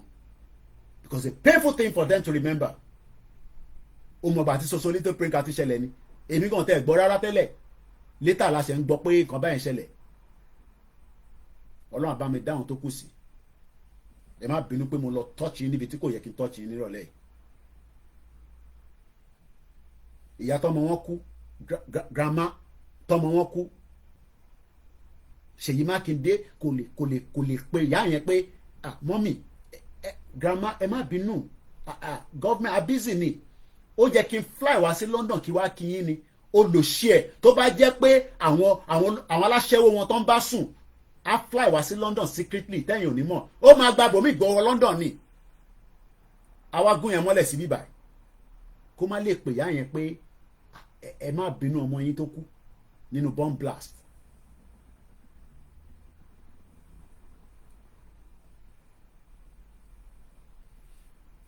So when some of you think that it is today that you have been killed, any trouble wà nínú Nigeria, there has been trouble in Nigeria. The Socialiso plane crash yẹn, that flight gangan tó yẹ káwọn ọmọ yẹn bá lọ was not allowed to take off. Wọ́n náà politician ló kọjá lọ. Àwọn ọmọ yẹn wá lọ lo plane tó lọ pa àwọn ọmọ ọlọ́mọ. Kò ní dá fún gbogbo yín. Ẹ̀yin olóṣèlú yẹn kò ní dá fún yín. Ó kù díẹ̀ ni. I keep telling you that. Ẹ máa ní rọ́là ń pa, ó kù díẹ̀. Láàrin ara yín gbogbo ntẹ bá rán padà sí wa ó máa padà in reverse to you all tọ́nà máa fi ṣí fúnlẹ̀ Yorùbá láti bọ́ kò ní pẹ́ mọ́ déètì ńlá kan mọ́ ni it doesn't matter how long for every blessed day ó ń dínkù náà ni and Tinubu will be the last president last Ṣèdùmàrè of that messed up country a gbọ́dọ̀ to experience any more president so táwọn tó bá fẹ́ protest ẹ jẹ́ lè kẹ́ protest. Ẹ jáde kẹ́ lọ protest ẹ bá fẹ́ protest right yín ni láti protest ní tẹ́ bá fẹ́ bàjẹ́ kẹ́ bàjẹ́ who cares pa gbogbo wa ẹ̀rùn gbogbo wa lọ sínú exile sẹ́yìn wọn pa exile ni gbogbo yín wà you think you are in abroad ẹ̀ ń wọ jeans and trousers káàkiri àwọn tó yẹ ká máa wọ gbogbo nǹkan táwọn wọ̀ bá òru á máa múyàn nísàlẹ̀ ni àwọn tó yẹ ká máa wà dìrẹ́ kátẹ́gùn máa fẹ́ sí gbogbo sàlẹ̀ ká máa look nice kó máa gé aṣọ sí wa lọ́rùn lójoojúmọ́ àjókòó sí lóyìnbó àwọn t-shirt ṣé t-shirt jẹ́ gẹ́gẹ́ bí aṣọ tiwa ọdún gbogbo wa lọ sí exile ẹ̀yin wa náà ń gbádùn no problem ẹ túbọ̀ máa gbádùn ẹ̀. Let's come back to the Nigerian Immigration Service at 7:30 1 hour 25 minutes into the program 3 hours náà ni so let's make use of it quickly. There is a prison break, massive prison break as I speak to you right now in Niger Republic. Niger, that's the pronunciation. Hundreds of international terrorist kingpins have all escaped. Where do you think they'll be heading to? That they have a safe haven. Just don't be biased. Where do you think? Benin Republic, Ghana, Mali, or Nigeria? Not all of them will come to Nigeria, but at least maybe one, Abi. One of them will come to Nigeria. Oh, shit. The Nigerian Immigration Service is in a receipt of intel information on the subject matter which took place at Kautau prison in Niger Republic on Thursday, July 11. So this just happened 6 days ago, or 5 days ago, rather. Yeah, 12, 13, 14, 15, 16, 17. 6 days ago. 6 days ago, a massive prison break took place in Niger Republic. Niger, where Buhari came from. The father, Mama Buhari ni ó wá láti Katsina, bàbá ọmọ Niger ni Fulani. A sọ pé Nàìjíríà o. Torí ẹ farabalẹ̀ kẹ́ gbọ́ o. Tó bá jẹ́ pé PC ni kẹ́ gbọ̀n dànù tàwọn ọmọ Igbo fake tó kó wá láti China kẹ́ PC speaker kẹ́ máa gbọ́n tí mo sọ bí. Niger ni mo sọ mọ̀ ní Nàìjíríà o. Okay, tẹ́ bá sọ pé ibo ló ń bọ̀ yẹn, okay, mo get it. Nigeria, yeah, definitely. Àwa ń ṣeré pa.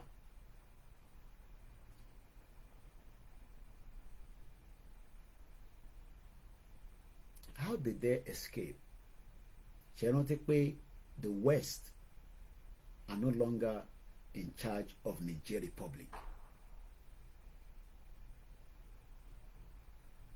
You remember that they told France and America has now left Niger after a couple of days. And wọ́n gbọ́ pé there's a flood bí báyìí pẹ̀lú Koiki, let's go to Russia. There's no point repeating the same thing all the time.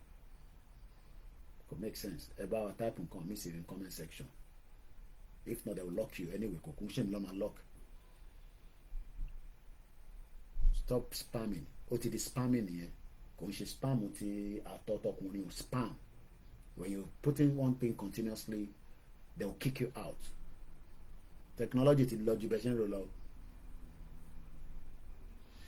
Ká go to Russia. Tàbá lọ sí Russia, ṣàmà á sọ̀rọ̀ lórí social media fún yín ni. And thanks so much for the comment anyway. 6 days ago, I just saw this today. Tó bá yẹ pé mo rí lánàá ní ìgbà tí mo ṣe program lánàá ni bàbá àdèmọ. Ṣé mo pé nígbà tí mo jáde lánàá, some of you sometimes will just say kí ló ṣe lè tán wá military outfit jáde tó wá ń ṣe program. It's because we are sending a code ni àwọn send message àwọn táwọn tá send message sí yẹn tó bá ti rí pẹ̀lú uniform yẹn because tí bá ti jáde pẹ̀lú uniform mi message lèmi náà send padà. But that way ṣeré o. Right now civilian ni mi báyìí. Civilian ni mi tí bá ti wọ military mi èmi náà ti di ológun ni. Èmi náà rárò kó padà sí wọn ni. Àṣé ìgbà tí mo tẹ̀ ń ṣe program lánàá àṣé nǹkan kan tẹ̀ ti bẹ́lẹ̀ ní Niger that year on the 11th ṣeré pé lórí burúkú ní Nàìjíríà wọ́n ṣẹ̀ wá ń sọ okay wọ́n sọ níjọ́ kejì but èmi ò tètè rí. So what we are trying to say is that are we not in troubles? Ṣé kò ṣe pé a ti wà ṣé kò sí wàhálà ṣàṣà ní Nàìjíríà àárín kò sí wàhálà rárá no problem. Èmi náà sọ pé kò sí wàhálà Ọlọ́run jẹ́ àrí wàhálà o torí tí wàhálà bá dé àtẹni tó rà rẹ̀ sí ló máa jẹ gbogbo ẹ o or whatever the way tẹ bá ṣe ń pòwe yẹn. There is fire on the mountain because we heard about the Kuje prison break. All of a sudden we heard about the Abolongo Iskilu ẹ ti gbàgbé Iskilu left the prison. Until date nobody have heard about him again. I want to go back to the island because mo ti parí ọ̀rọ̀ mi lórí yẹn mo kàn fi mílì wọlé ni. Those that escape are in their hundreds. They are not civilians. They are terrorists, criminals, and drug traffickers. Terrorists, criminals, drug trafficker. So we have 3 different set of people that have escaped the Niger Republic prison on the 11th of July 2024. This circular becomes very important as it is suspected that such criminal elements may sneak into Nigeria to join other terrorist gangs to continue to perpetrate mayhem and menace in Nigeria. So the immigration is warning you all and their colleagues, and we know that the borders are porous. The borders are completely loose. So the chances that they have not arrived in Nigeria is just too late. All officers working with the Nigerian border with Niger Republic are therefore expected to increase their vigilance and partner with other security agencies in tracking these fleeing terrorists. How do you track them? Hey, come here. You be terrorist. I no be terrorist. I be Nigeria. Which side? I be from Ijebu. I just dey pass by Niger. I wan go do business for there. Mo kí àmì comfort Ológunjà. Mo kí gbogbo yín àgbàlagbà tẹ́ wà lórí program. Ṣé rí pé sometimes when we sit here, then somebody will just come and bring some kind of comment. Wàá kọ̀ wá hàn pé ṣáwọn èèyàn mọ̀ tó ń lọ ṣá.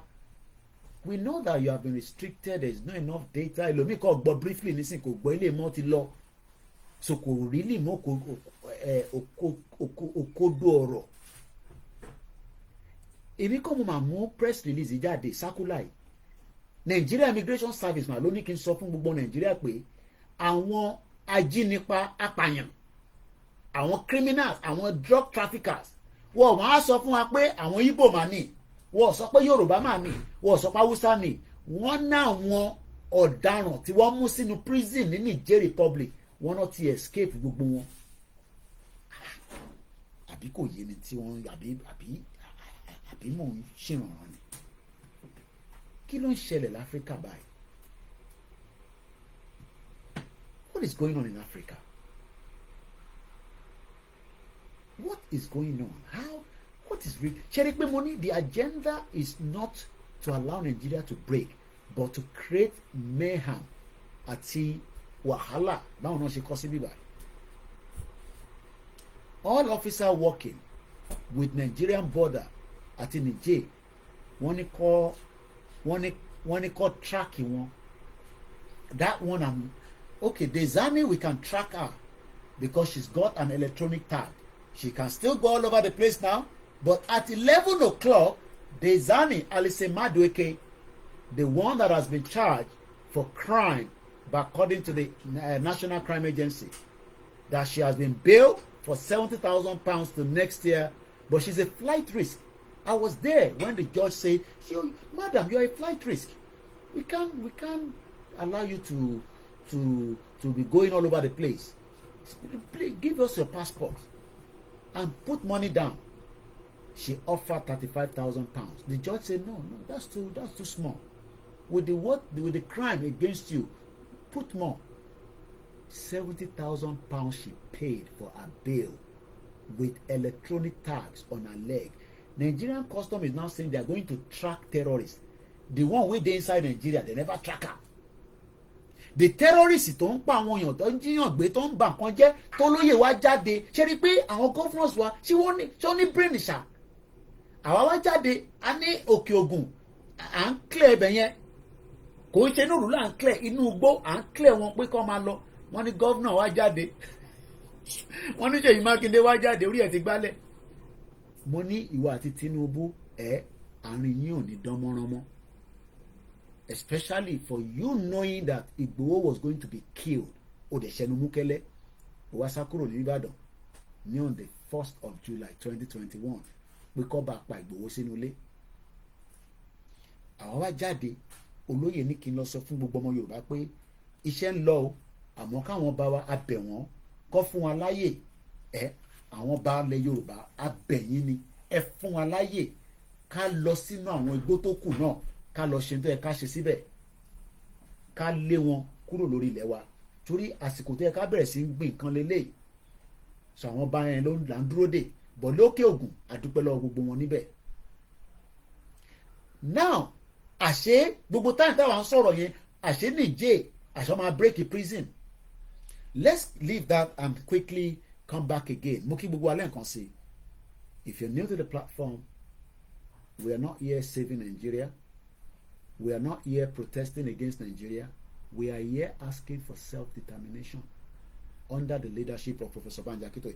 And I think, because I think I'm going to wiki rara and ara mi ò dé balẹ̀ bí bàbá ò ṣe because bàbá gbéṣẹ́ fún mi ni.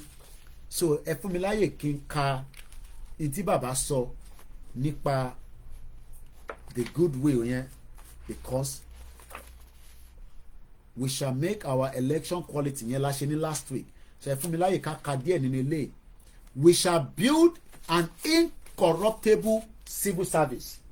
That is a beautiful one. Ẹ̀yin tẹ́ wà lórí Instagram, Koikimedia, like I said, I need that phone now. Ẹ má bínú, ẹ dán wà lórí the other platform. Thank you so much. Mo kí gbogbo alẹ́ nǹkan sí pé thank you for joining us. If you're new once again, mo kí gbogbo wa pé Yorùbá nation, no going back in it. Wọ́n ní bàbá kan ní à ń sọ pé no going back. A jókòó sí the corner of the world, à ń pariwo no going back. No going back náà ni ìgbà tá à ní kankan. No going back náà ni. So ẹ jẹ́ ká ilé síta kò pọ̀ púpọ̀. It's just a very gbogbo ẹ̀ náà within ẹ mọ̀ mi máa kà tán fún yín nísìnyí. kò pọ̀ púpọ̀ gbogbo ẹ̀ náà lélẹ̀. So a ti wà ní week 9. So let's read this. We shall build an incorruptible civil service. But mo fẹ́ record it now so that at least send audio yẹn síta. Let's go. The good news path to prosperity in our Orílẹ̀-èdè Yorùbá by Professor Adebanji Akintoye.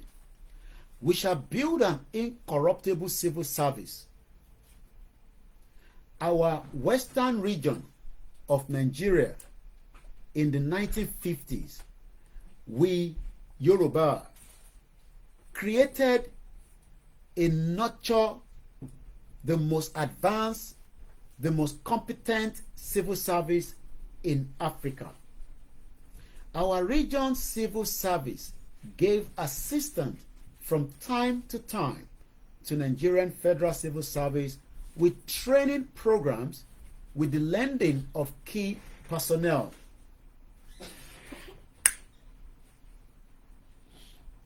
But as we would be remembered in 1962, the federal government used federal power to push our western region crashing down. The spirit of excellency in our civil service was quickly destroyed. In the next 3 decades, the decade of the military dictatorship, we have had more and more states, each with its own civil service, and each civil service stored with high caliber persons, but none of the state civil service matches the high professional quality of the Western Region civil service of the 1950s.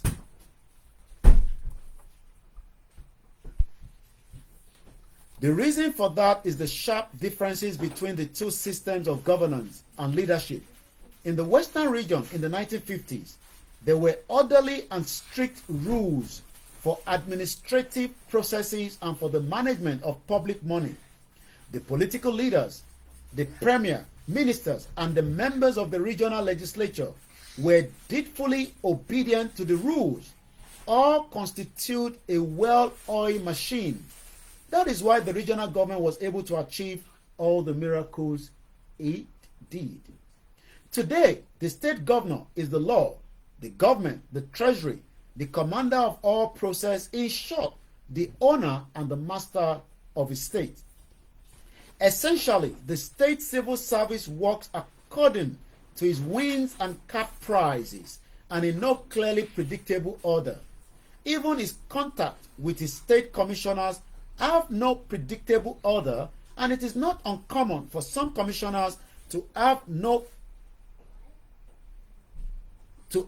contact with him and to be unaware what to do for months.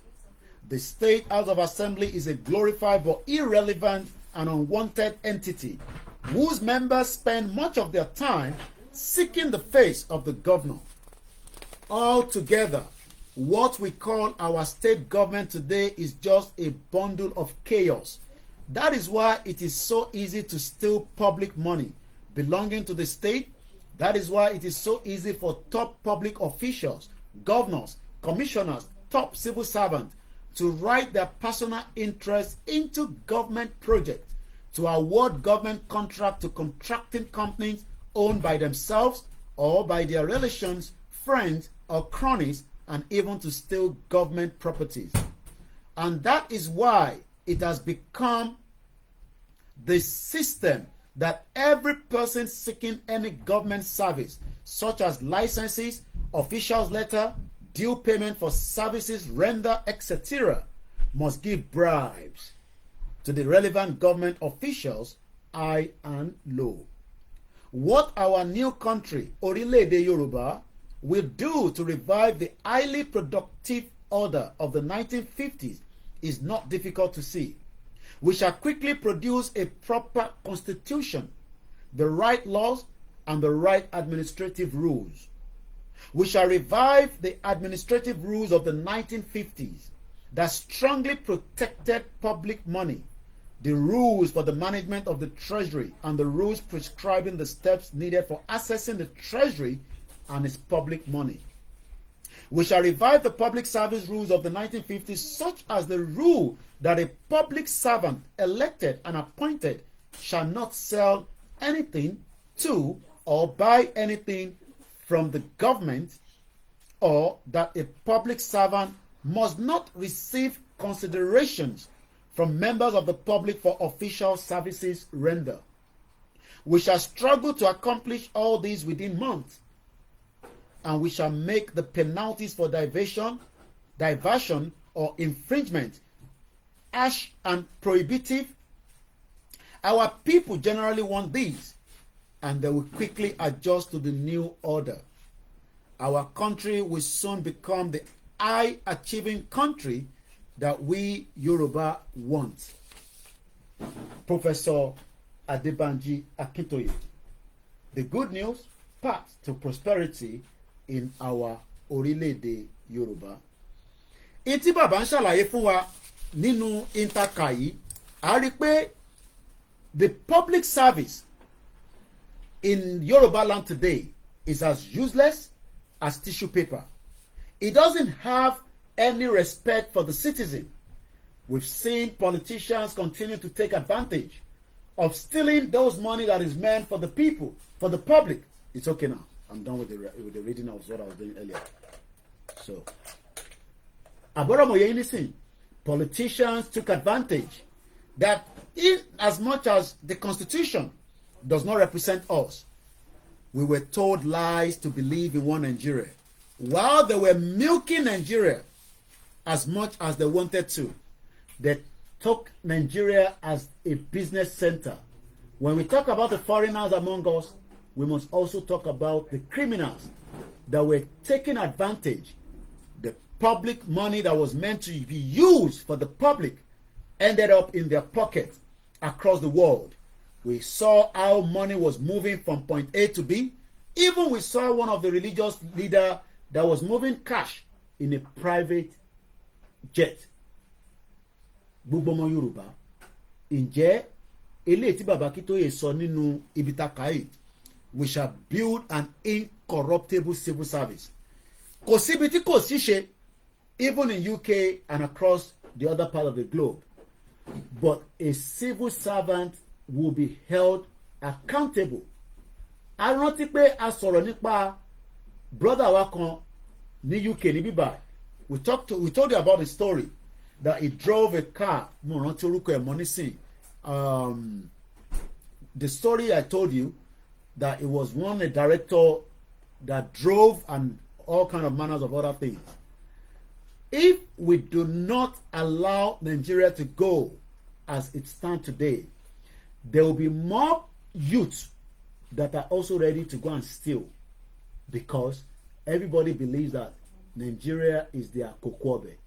So what we should be asking for today is not, bad governance. What we should all be asking for is we should go our separate ways. We can never be one, and we will never be one. I've shared that audio out. In case you come across it, help me to share it to as many other people that are not with us on the live transmission right now. So we're going to finish up in the next 1 hour 15 minutes, because like I said earlier, this program is 3 hours, and we'll be giving you all the updates as we go along, because we still have more areas that we want to talk about. Moki gbogbo alẹ́ nǹkan sí, Yoruba Nation is not just something that we should think that is not going to happen. It will happen on our lifetime, and there's nobody that can stop it. Ìrìn àjò Ọlọ́run ni, kò ń ṣàwa là ń ṣe. It's a spiritual fight, and that fight we will all succeed. So today is Wednesday. I'll be doing more on this civil service, and ìjọba ní nǹkan tẹ́ fẹ́ bá wa sọ náà lórí how the civil service has always been in Nigeria. If you are in any of the local government, ṣé tẹ́ bá lọ sí local government yín, báwo lọ ṣe operate pẹ̀lú yín? Ṣé wọ́n operate gẹ́gẹ́ bí èèyàn sí yín, àbí wọ́n operate gẹ́gẹ́ bí animal tó fẹ́ bá yín jà? Àti rí lasma tó ń tapa mọ́tò, àti rí gbogbo state kankan where everything is just not going in accordance. And that is why Baba Akintoye said we will build a civil service that represents every single person. Ní ìlú yìí, ní UK, they are responsible for us. as much as we are also responsible for them. What our new country, Orílẹ̀-èdè Yorùbá, will do to revive the highly productivity order of Intari in 1950. Talking about the Western region was a very good period, but today, local government, name them and tell me whether they are representing you or not in Yoruba land today. Local government. We have 191 local government across Yoruba land today, and I can tell you that none of them is representing our people. So let's now quickly read about the King's speech. I want to see if I can find a video as well. Káfí compare pé kí ló dé tí tọ̀dọ̀ tiwa táwọn ọba ilẹ̀ Yorùbá wa àwọn náà lè ṣe bí ti ìlú yìí is because wọ́n rí àwa. Okay, I found the video on Sky News. I want to see if it's okay. It's on their website. Why is it not on there? All right. Emma Binula and Consente one. Be back. Emma Binula. Like I told you earlier, I really need this phone to operate with. Emma Binula, I've not been using the software. It's nothing but the fact that we've just been very busy. So, King's speech. The King's speech, Daddy. So let's see if I can play it from here. Mo fẹ́ ká gbọ́ ọ̀rọ̀ tí kábíyèsí wa mo kí gbogbo lílẹ̀ nǹkan ṣe má bínú pé àìtí ìdárúkọ yín. It's about 12 minutes 44 seconds. Mo fẹ́ ká farabalẹ̀ gbọ́, and then bẹ́ ṣe ń gbọ́ yẹn I want you to start asking yourself, Koiki, if all this is happening like this, kí ló dé tí tọ̀dọ̀ tiwa náà rí báyìí? Ẹ jẹ́ ká advert yẹn lọ. Kò sí nǹkan tá a fẹ́ ṣe àwọn lọ ní platform wọn. So let's give you the video as we have it. And members of the House of Commons, my government Can you will switch govern off that in light for me, service please? to the country. No, this one. My government's legislative program will be mission-led and based upon the principles of security, fairness, and opportunity for all. Stability will be the cornerstone of my government's economic policy, and every decision will be consistent with its fiscal rules. It will legislate to ensure that all significant tax and spending changes are subject to an independent assessment by the Office for Budget Responsibility.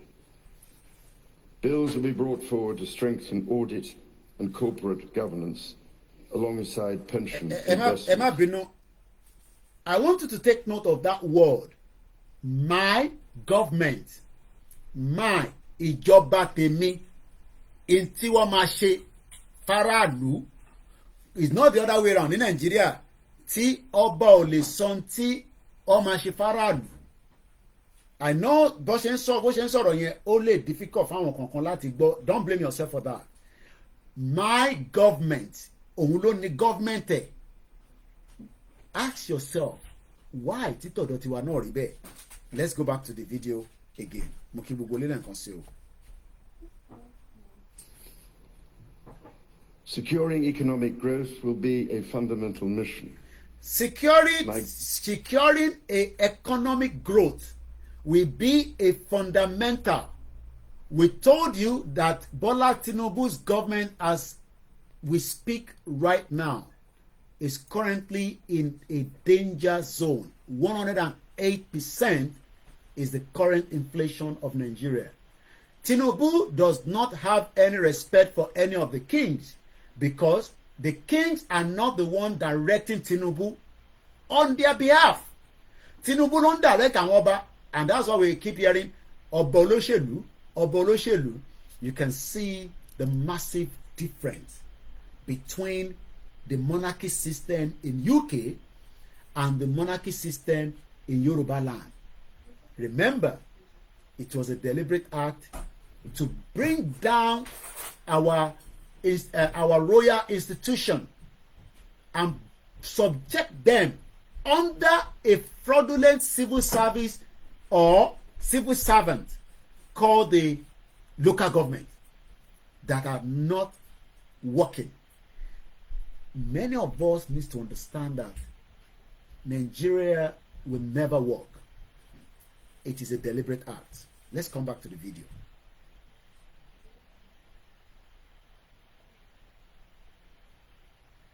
The government will seek a new partnership with both business and working people and help the country move on from the recent cost of living challenges by prioritizing wealth creation for all communities.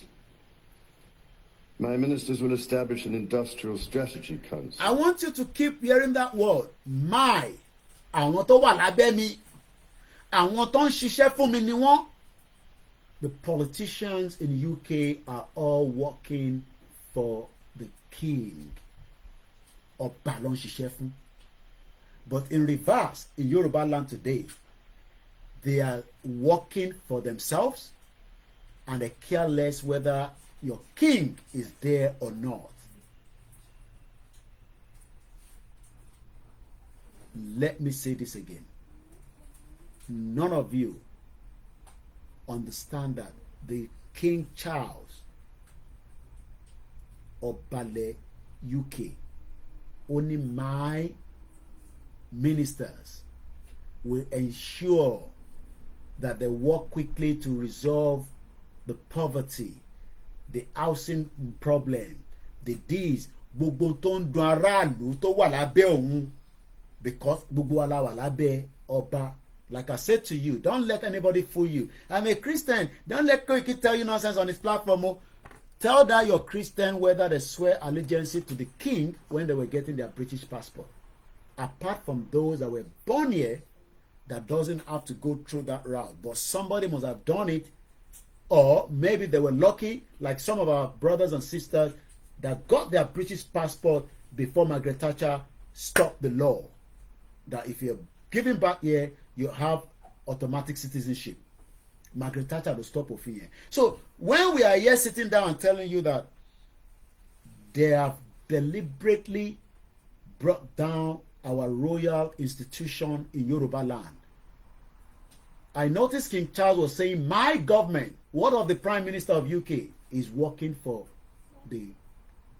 When Keir Starmer became the Prime Minister, ó kọ́kọ́ lọ confirm pẹ̀lú ọba whether bóyá ọba fàṣẹ sí pé kóun lọ form government. Maybe you didn't know that. After Rishi Sunak lost the election that took place some few weeks ago, he resigned. He went to tender his before he came out to resign. Ó kọ́kọ́ lọ tender resignation ẹ̀ fọba. Ìyẹn King Charles. That is the process. Rishi Sunak first, before speaking to the public, because òun kọ́ ló fi rẹ̀ síbẹ̀, even though we voted for him, he is serving under the monarchy system tó ń pè ní King Charles. So ó kọ́kọ́ padà lọ síbẹ̀, ó lọ ṣe kí ni?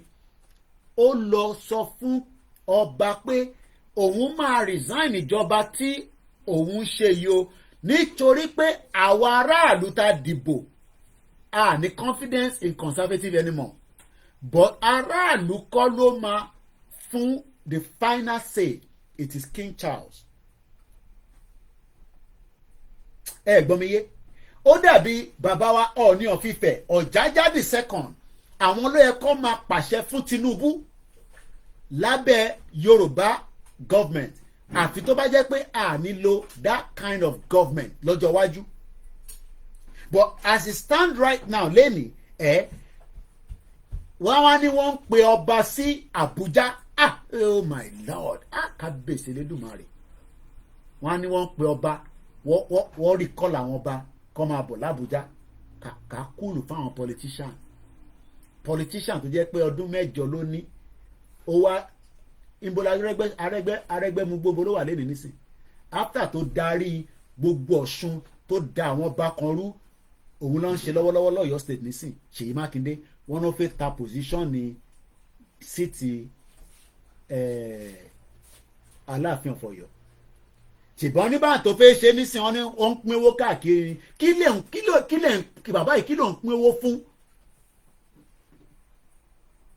kí ni ò ń pín owó fún nígbà tó bá mọ̀ pé aráàlú máa nífẹ̀ẹ́ kí ló ń pín owó fún tí fá bá mú ẹ definitely a máa accept ẹ bọ̀ nítorí pé ìran ẹ̀ ó ti ní line pẹ̀lú Fúlàní a máa ṣe program yẹn lọ́tọ̀ mo kàn ń jẹ́ kẹ́ lè ní understanding pé ọ̀rọ̀ ẹni ní King Charles yìí o King Charles tó sọ̀rọ̀ èní ni o ó ní my government òun lòun níjọba òun lòun ní government mo mọ̀ paná yẹn sọ́ra reflection yẹn kó má pọ̀ jù ẹ jẹ́ ká padà sórí fídíò yẹn I will try not to interrupt ká lè tètè gbọ́ àwa ṣe analysis lé lórí.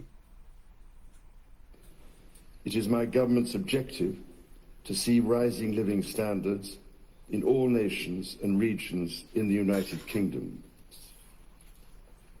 My ministers will get Britain building, including through planning reform, as they seek to accelerate the delivery of high-quality infrastructure and housing. They will also pursue sustainable growth by encouraging investment in industry, skills, and new technologies. My government is committed to making work pay and will legislate to introduce a new deal for working people, to ban exploitative practices and enhance employment rights. It will seek to establish the appropriate legislation to place requirements on those working to develop the most powerful artificial intelligence models. My government believes that greater devolution of decision-making is at the heart of a modern dynamic economy and is a key driver of economic growth, and my ministers will introduce an English devolution bill. Legislation will be introduced to give new powers to metro mayors and combined authorities. This will support local growth plans that bring economic benefit to communities. A bill will be introduced to allow local leaders to take control of their local bus services. My ministers will bring forward legislation to improve the railways by reforming rail franchising, establishing Great British Railways, and bringing train operators into public ownership. Taken together, these policies will enhance Britain's position as a leading industrial nation and enable the country to take advantage of new opportunities that can promote growth and wealth creation. My government recognizes the urgency of the global climate challenge and the new job opportunities that can come from leading the development of the technologies of the future. It is committed to a clean energy transition which will lower energy bills for consumers over time. A bill will be introduced to set up Great British Energy, a publicly owned clean power company headquartered in Scotland, which will help accelerate investment in renewable energy such as offshore wind. Legislation will be brought forward to help the country achieve energy independence and unlock investment in energy infrastructure. A bill will be introduced to support sustainable aviation fuel production. My government recognizes the need to improve water quality, and a bill will be introduced to strengthen the powers of the water regulator. My government will seek to strengthen the border and make streets safer. A bill will be introduced to modernize the asylum and immigration system, establishing a new border security command and delivering enhanced counter-terror powers to tackle organized immigration crime. Legislation will be brought forward to strengthen community policing, give the police greater powers to deal with antisocial behavior, and strengthen support for victims.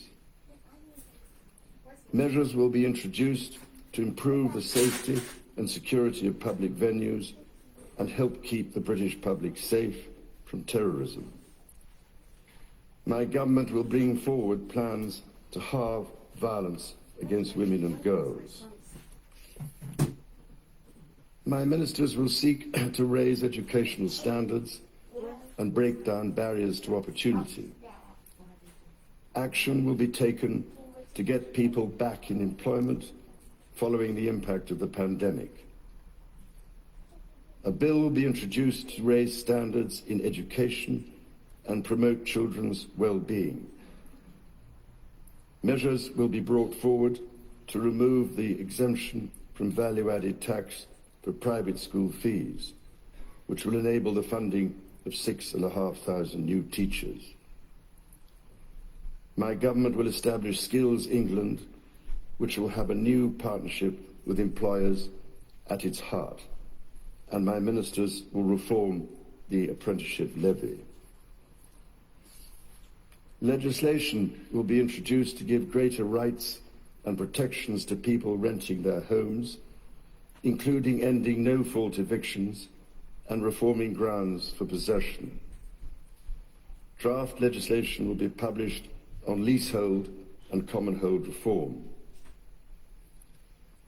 A bill will be introduced to establish an independent football regulator to ensure greater sustainability in the game and strengthen protections for fans. My government will improve the National Health Service as a service for all, providing care on the basis of need, regardless of the ability to pay. It will seek to reduce the waiting times, focus on prevention, and improve mental health provision for young people. It will ensure mental health is given the same attention and focus as physical health.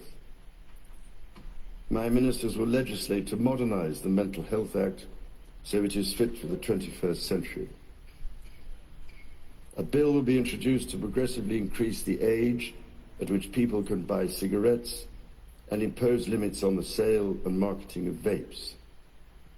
My ministers will also legislate to restrict advertising of junk food to children, along with the sale of high caffeine energy drinks to children. A draft bill will be brought forward to ban conversion practices. My government will take steps to help rebuild trust and foster respect.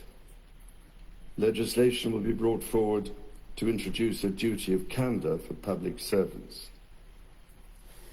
A bill will be introduced to establish a statutory Armed Forces Commissioner to act as a strong, independent champion for our gallant armed forces and their families. Legislation on race equality will be published in draft to enshrine the full right to equal pay in law. My government will strengthen its work with the devolved governments in Scotland, Wales and Northern Ireland so that the best outcomes possible are delivered for citizens across the United Kingdom. My ministers will establish a new Council of the Nations and Regions to renew opportunities for the Prime Minister, heads of devolved governments and mayors of combined authorities to collaborate with each other. My government will continue to support the political institutions and devolved government in Northern Ireland. In consultation with all parties, measures will be brought forward to begin the process of repealing and replacing the Northern Ireland Troubles Legacy and Reconciliation Act 2023. ẹ rántí pé remember ọba can you turn the light from there before you go please thanks. ṣe rántí pé ibi tí mo ti mú ọ̀rọ̀ routers jáde nìyẹn. Let's go back to mo kí gbogbo apẹ krọlẹ because we have 1 hour but I do appreciate every one of you before the end of the program. I saw that comment that somebody says that the Prime Minister wrote it, the King is just reading it out. Who is working for who is the question.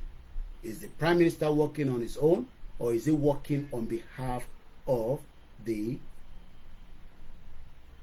King?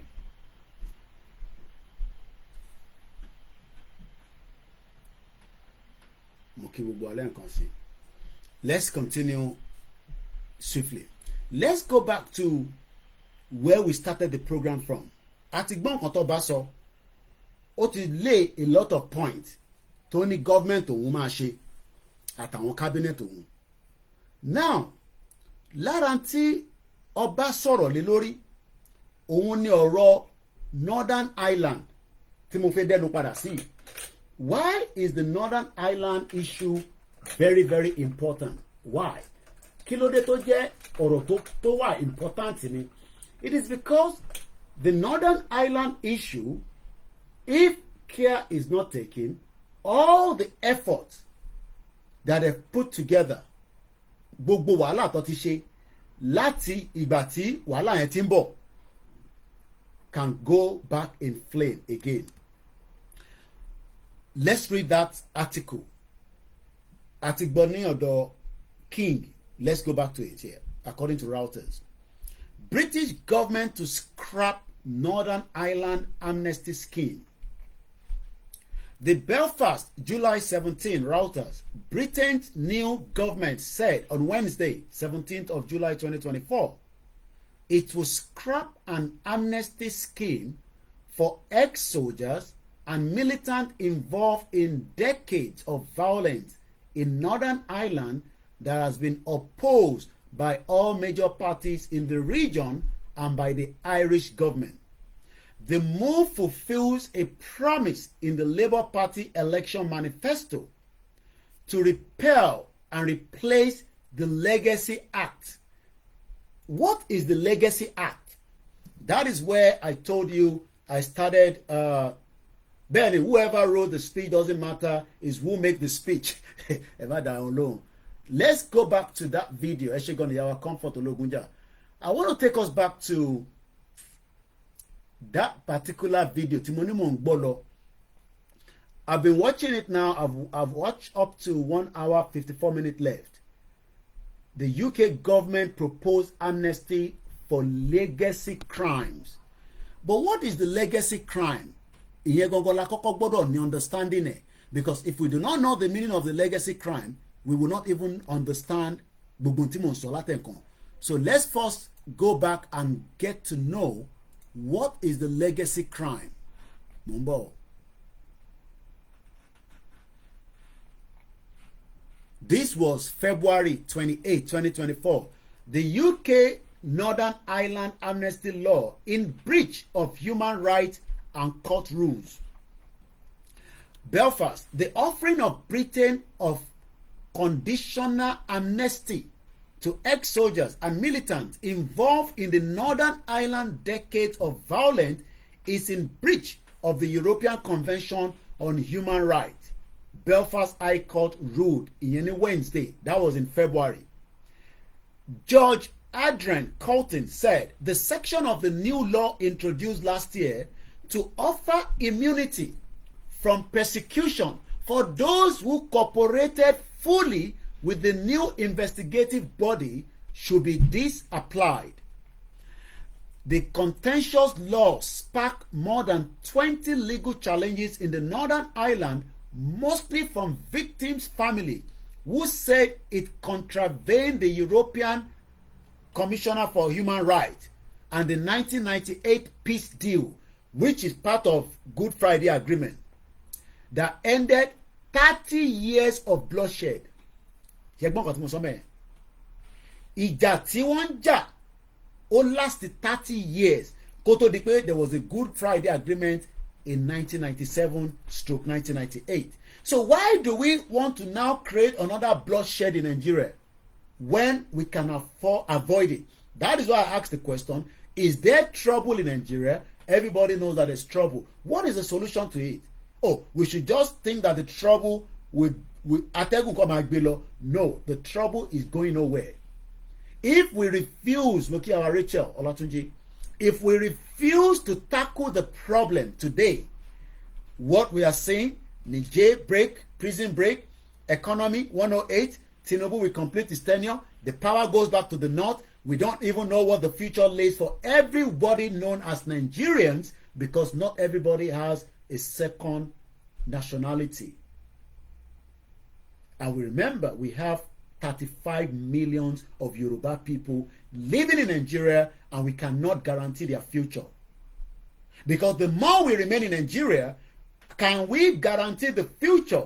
I am not talking about we the diaspora, our 30 escape. Can we move out 30 million of our people and let our land be taken away from us?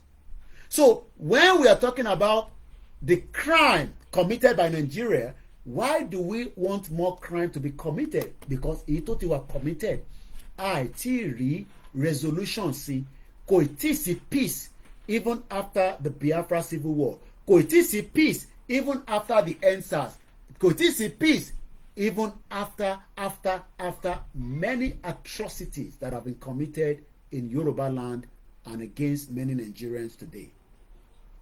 So you can see why Ọba ìlú yìí sọ pé for peace to reign, peace tó ti tọ́jú only explode anytime. Ẹ rántí pé this peace, they've kept it in the cooler, but it keeps rolling up again every now and then. And you know why? Because àwọn nǹkan tó jẹ́ kó yanjú wọn ò yanjú ẹ̀. À ń sọ nísìnyí pé ẹ jẹ́ à yanjú ọ̀rọ̀ Nàìjíríà yìí, ẹ jẹ́ ká jọ jókòó sórí round table. It could take months before we look into it. À sọ̀rọ̀ nípa ilé wá gbélé wá, à sọ̀rọ̀ ilé pélé. But the most important thing is everybody should think about an independent country. But people say no, we don't want that. We want to go and protest against end bad governance. Okay, so when you end that bad governance, which one are you going to bring back? In the same one, Nigeria? Why are we living in denial? Let's come back again. I am satisfied that the immunity from the persecution provisions under Section 19 of the Northern Ireland Troubles Act are in breach of the lead applicant right pursuant to Article 2 of the European Commission Human Rights. I am also satisfied that they are in breach of Article 3 of the European Commission Human Rights. This is the judge after the court case. There is no evidence that granting of immunity under the Act will in any way contribute to reconciliation in Northern Ireland. We know that after the whole problem in South Africa, there was reconciliation. There will be a reconciliation when we get to Yoruba land. But for now, don't expect anything to be smooth. But for us to avoid a situation where after many people will be killed, subject to how this movement will end or how Nigeria will even end, because if Nigeria end in a way that is not meant to end, there will not be a conclusive reconciliation among the Igbos, the Hausas, and even within the Yorubas. That is why we are saying that why are we pushing this country into that path tó máa wá difficult fún wa láti reconcile again, láti jókòó pé ìjókòó àlàáfíà. Ẹ rántí pé brother yẹn sọ nínú fídíò wa kan tá a máa ń pè pé kò tí ì sí ìjókòó àlàáfíà níbí báyìí o. Ṣé kí nìyẹn? Àwọn ọmọ yẹn ṣì wọ́n patán ní wọ́n putú ní nínú pápá. Britain Northern Ireland Minister Chris Harris said the government remained committed to implementing the law and that the challenge in Belfast was a complex case. This is a situation that they've resolved certain things, but in 2024, wọ́n sọ pé wà complex. Ìwọ wá ń sọ pé ọ̀rọ̀ Nàìjíríà wà complex. The country is just too complex, and the best way now is to find a solution to dissolve it and let everybody go their separate ways. Because that complexity of Nigeria, if we remain inside that one Nigeria, we cannot solve it with end bad governance. We cannot solve it with bringing any other person in, regardless of their political affiliation. We should go our separate ways as an independent country and find a lasting solution. So what I'm going to do, just to get the hang of the discussion, I'm going to go back to the video that I was watching earlier, and then we will play a little bit out of it. Then this program, I'm going to start winding it down, but we are not going to complete it today. So mo fẹ́ advert yẹn kó lọ ni. Mo fẹ́ disturb ẹ̀yin tẹ́ wà lórí bíbá ẹ̀mọ́ again. If not, I should have used the phone here But let me see if I can bring it from my TV and we kind of manage the sound. But for now, advert is going on. Because mo fẹ́ kẹ́ gbọ́ analysis tó ń ṣe. It was a 2 hours program. Èmi náà ṣì ń wò lọ́wọ́lọ́wọ́. So tebani Nigeria were complex. Muki our son Joe Beauty. It's a very, very complex country. So what I'm gonna do, I'm gonna rewind it back. I've watched only 15 minutes. So we're gonna listen to the first speaker. So I'm gonna just wind it forward. Nibiti's first speaker, Tife Soro. Then I will release it. They're all giving 5 minutes for the presentation. Let's listen. Oh my, can I advert it to work by this? It's just too much. All right, let's listen. 20, and since then has served as vice chair. In addition to numerous articles in leading journals, she has published 4 books and has been awarded the introduction, Lelene. So let me just fast forward. Now, this is a presentation. Introduction. We're all just going to speak for about 5 minutes, so I'm going to just make 2 general points. I'm going to start with a point about the wider process that has taken place in terms of the proposals around statute of limitations. And being somebody who worked on the South African Truth and Reconciliation Commission, I couldn't help myself, but in my first comment... This guy was also part of those that was involved in the Truth and Reconciliation in South Africa. Shodigba bloodshed back in Nigeria, Awashemawa Truth and Reconciliation. When we can avoid death and bleeding, because already Ejetic Ponu Nigeria, Eshegoni, since our 2 mothers have confirmed that they can hear it, I will just go ahead and I will mute Farabale Kajogbon Kotonso, because Timo Bashala Yibai Koikimedia Nation is to avoid death, is to avoid blood, is to avoid anything that we would then come and sit together and our reconciliation. Let's listen. A little bit about the way the South African Commission is represented in the command paper, because I think it conveys some of the challenges that I'd like to raise. And then I'm going to end off with a little bit more of a psychological comment about the psychological ramifications of this process. So in terms of the first point, and Siobhan mentioned it in her introduction, I think what we're seeing here is essentially a circumvention of a range of processes. Yes, the Stormont House agreement has not been delivered. Proposals around the Eames-Bradley process never quite came to fruition. But there has been a long process unfolding in this society around dealing with the past. And what we've seen more recently is essentially a process which has sort of cut across that, particularly with the idea of the statute of limitations and removing the potential for justice through the courts. And in terms of my first point, I guess the main point is really that what we're seeing here is a set of proposals that are being shaped around a predetermined outcome. And the predetermined outcome is essentially the desire by the British government to ensure immunity for army veterans. And my view of this is that not only does that then circumvent the process that have happened so far. Nígbà tí ìjà yẹn lọ níjọ́ náà lọ́hùn between the British military and the other side, ṣe mọ̀ pé kò sí bó ṣe fẹ́ jà ọmọ àtàbàrà alé àtàbàrà àtà àtàwọn tó ń protect àwọn ọmọ ìlú wọn against the British. Everybody will be classified bó ṣe pé Mandela náà ni terrorist. Wọ́n wá ní kó fún wọn ní immunity. Kí ló ń pè ní immunity? Let's just let bygone go bygone. This is what the Nigerian government is doing right now. Léni pẹ̀lú àwọn Fúlàní terrorist. Ẹ gbà mí gbọ́, ẹ má bínú ẹ̀ tẹ́ wà lórí bíbá. Mo ní láti pull out again. Ẹ jọ̀ọ́ mo bẹ̀ yín ni. Tẹ́ bá fẹ́ gbádùn program yìí orí platform kejì ẹni kẹ́ lọ dúró lé. Ẹ má bínú. Let me quickly bring something in. Mo gbọ́ fídíò bàbá kan léni. Àyà mi dẹ̀ jàṣà. Àyà mi jáǹgbà tó ń gbọ́ fídíò yẹn. Ṣẹ́rẹ́ ẹ̀ tẹ́ wà ń lé màá ṣàlàyé Nàìjíríà fún ẹ. Inú àmà àrùn ẹ lójoojúmọ́ tó bá ń gbọ́ Nàìjíríà. Ẹ jẹ́ ká líǹkì.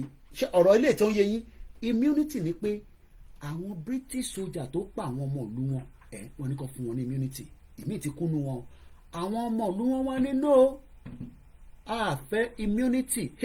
ṣe rí àwọn tó ń ṣèjọba lọ́wọ́lọ́wọ́ a máa kó sójà jáde a máa pa yín bẹ́ẹ̀ bá ti kú a máa ṣẹjọ́ yín wàláì tabadélẹ̀ lérí wa a máa ṣí research center tó máa gbóríṣiríṣi kéèsì wá ìjọ òlélẹ̀ kú ní 1940 ló ti kú á dẹ̀ mọ́ wíwo kódà ibòmíì á lọ máa dígẹ̀ gbogbo létẹ̀ ti kọ́ yẹn àdáwó because a fẹ́ wo àwọn egungun tó wà níbẹ̀ a lot of things must happen but ẹ má jẹ́ kó jù bẹ́ẹ̀ lọ ẹ jẹ́ ká lọ wo fídíò yìí while I'm looking for that video mama play lè lọ́mọ bọ̀.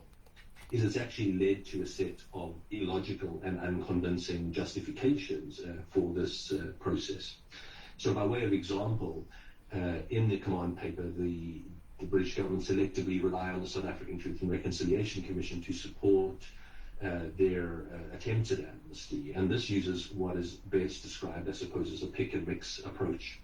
So the current proposals in the command paper basically emphasize the victim hearing component of the South African Truth and Reconciliation Commission, where 23,000 victims came forward and gave testimony, and it talks about the importance of healing. Did you hear that? 20,000 kolope. 20,000 people came to give witness. Ṣé rántí pé wọ́n ṣe similar thing pẹ̀lú after tí gbogbo ọ̀nà Abacha nǹkan kan yẹn, but there was not an iota of truth in those reconciliation. Of suffering and ultimately reconciliation that flowed from that process. Now, certainly what we know from research, 30 and minutes also from those of us who worked on that process, is that's only partially true. Certainly for some victims, that was the outcome for them, but for a huge number of others, that was not the outcome. It was significantly more ambivalent as to whether... ẹ jẹ́ ká pọ́sì ilé ẹ gbọ́ ilé ìgbà tèmi náà gbọ́ àyà mi já mo kí gbogbo alẹ́ nǹkan sí Ṣẹ́gun ọ̀nà mo kí easy mo kí gbogbo yẹn wa nectech good evening bàbá mi Adéọ̀sùn mo kí yín. Let's listen to this guy. A military operations conducted by the Northeast Joint Task Force of Operation Hadinkai said the over 277 civilian victims were rescued in Dikwa, Bama, and Mongono local governments. The Deputy Theatre Commander of Joint Task Force Northeast Operation Hadinkai, Major General Kane Chibo, while handing over the rescued civilians, called... fast. Fast. Okay,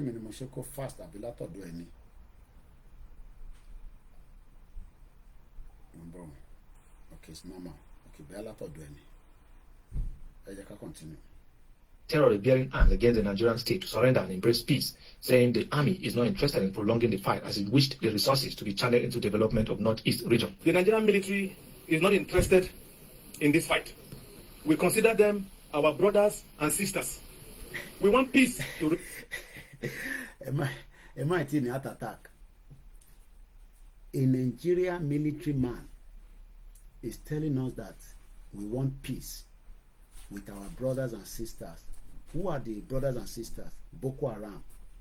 Mokia, it is King AY. Àwọn Boko Haram tó ń gé wa lórí, tó ń jí wa gbé, wọ́n ní we want peace with them. Ẹ jẹ́ ká rewind video yẹn ká gbọ́ again. A military operations conducted by the Northeast Joint Task Force of Operation Hadinkai said the over 277 civilian victims were rescued in Dikwa, Bama, and Mongono local government. 270 victims. Now they are victims. They are no more terrorists. They are just average citizens that they got kidnapped, and they are now victims. But listen further. The Deputy Theatre Commander of Joint Task Force Northeast Operation Hadinkai, Major General Kane Chibo, while handing over the rescued civilians, called on terrorists bearing arms against the Nigerian state to surrender and embrace peace, saying the terrorists bearing arms against the government and all we Nigerians that we say we are not in danger, there is no trouble, that we want peace with them. Afẹ́ àlàáfíà pẹ̀lú wọn. Kódà what in bá wọn ṣàlàáfíà. Remember Tinubu said they should release them back into the society. Bearing arms against the Nigerian state to surrender and embrace peace, saying the army is not interested in prolonging the fight as it wished the resources to. The Nigerian army is not ready for a long fight anymore. They are tired. Fighting the Boko Haram is exhausting them. They want something else done. They don't want to fight in Boko Haram. They want to go and fight outside. I don't know who they want to fight. When our land and our community are not safe. Army support is swung. Do you know what that means? We are all on our own. Ọ̀yọ́ ló wà. Sọ bẹ́ẹ̀ pé Ọ̀yọ́ ni mo wà. Ọ̀yọ́ ló wà. Let's continue. Is to be channeled into development of Northeast region. The Nigerian military is not interested in this fight. We consider them our brothers and sisters. We want peace to reign. So the earlier they come out, the better for us. All the funds used in prosecuting this fight can be channeled to other developmental process and opportunities for the betterment of the state and the people in general.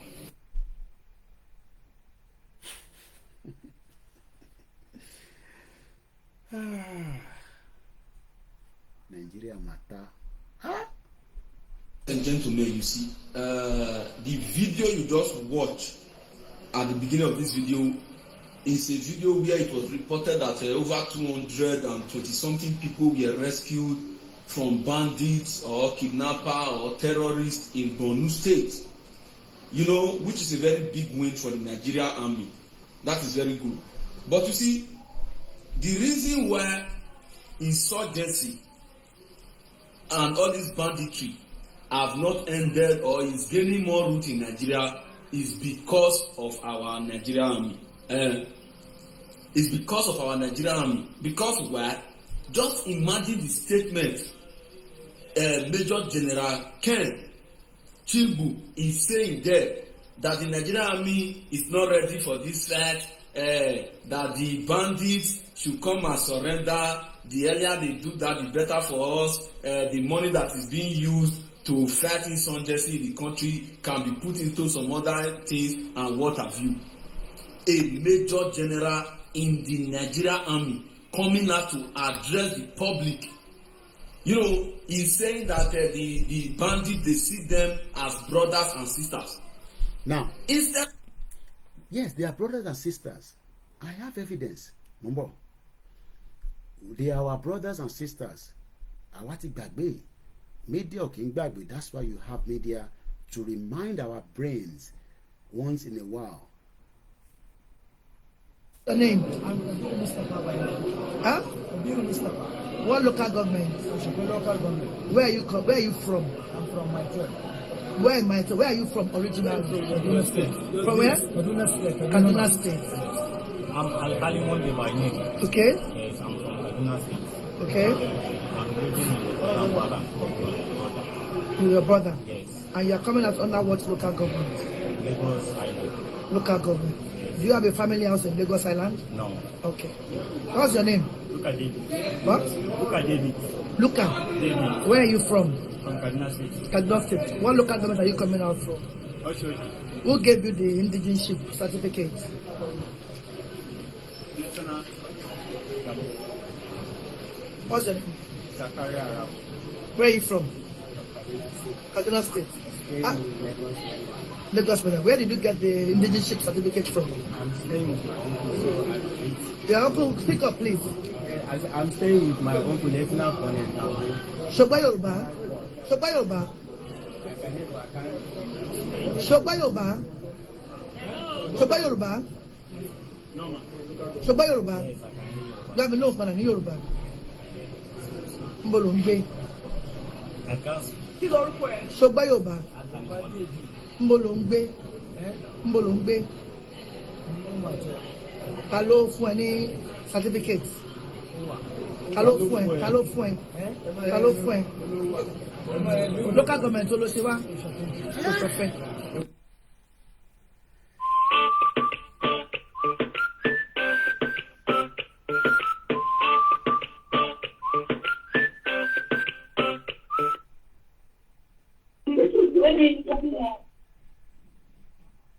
Hello. Hello.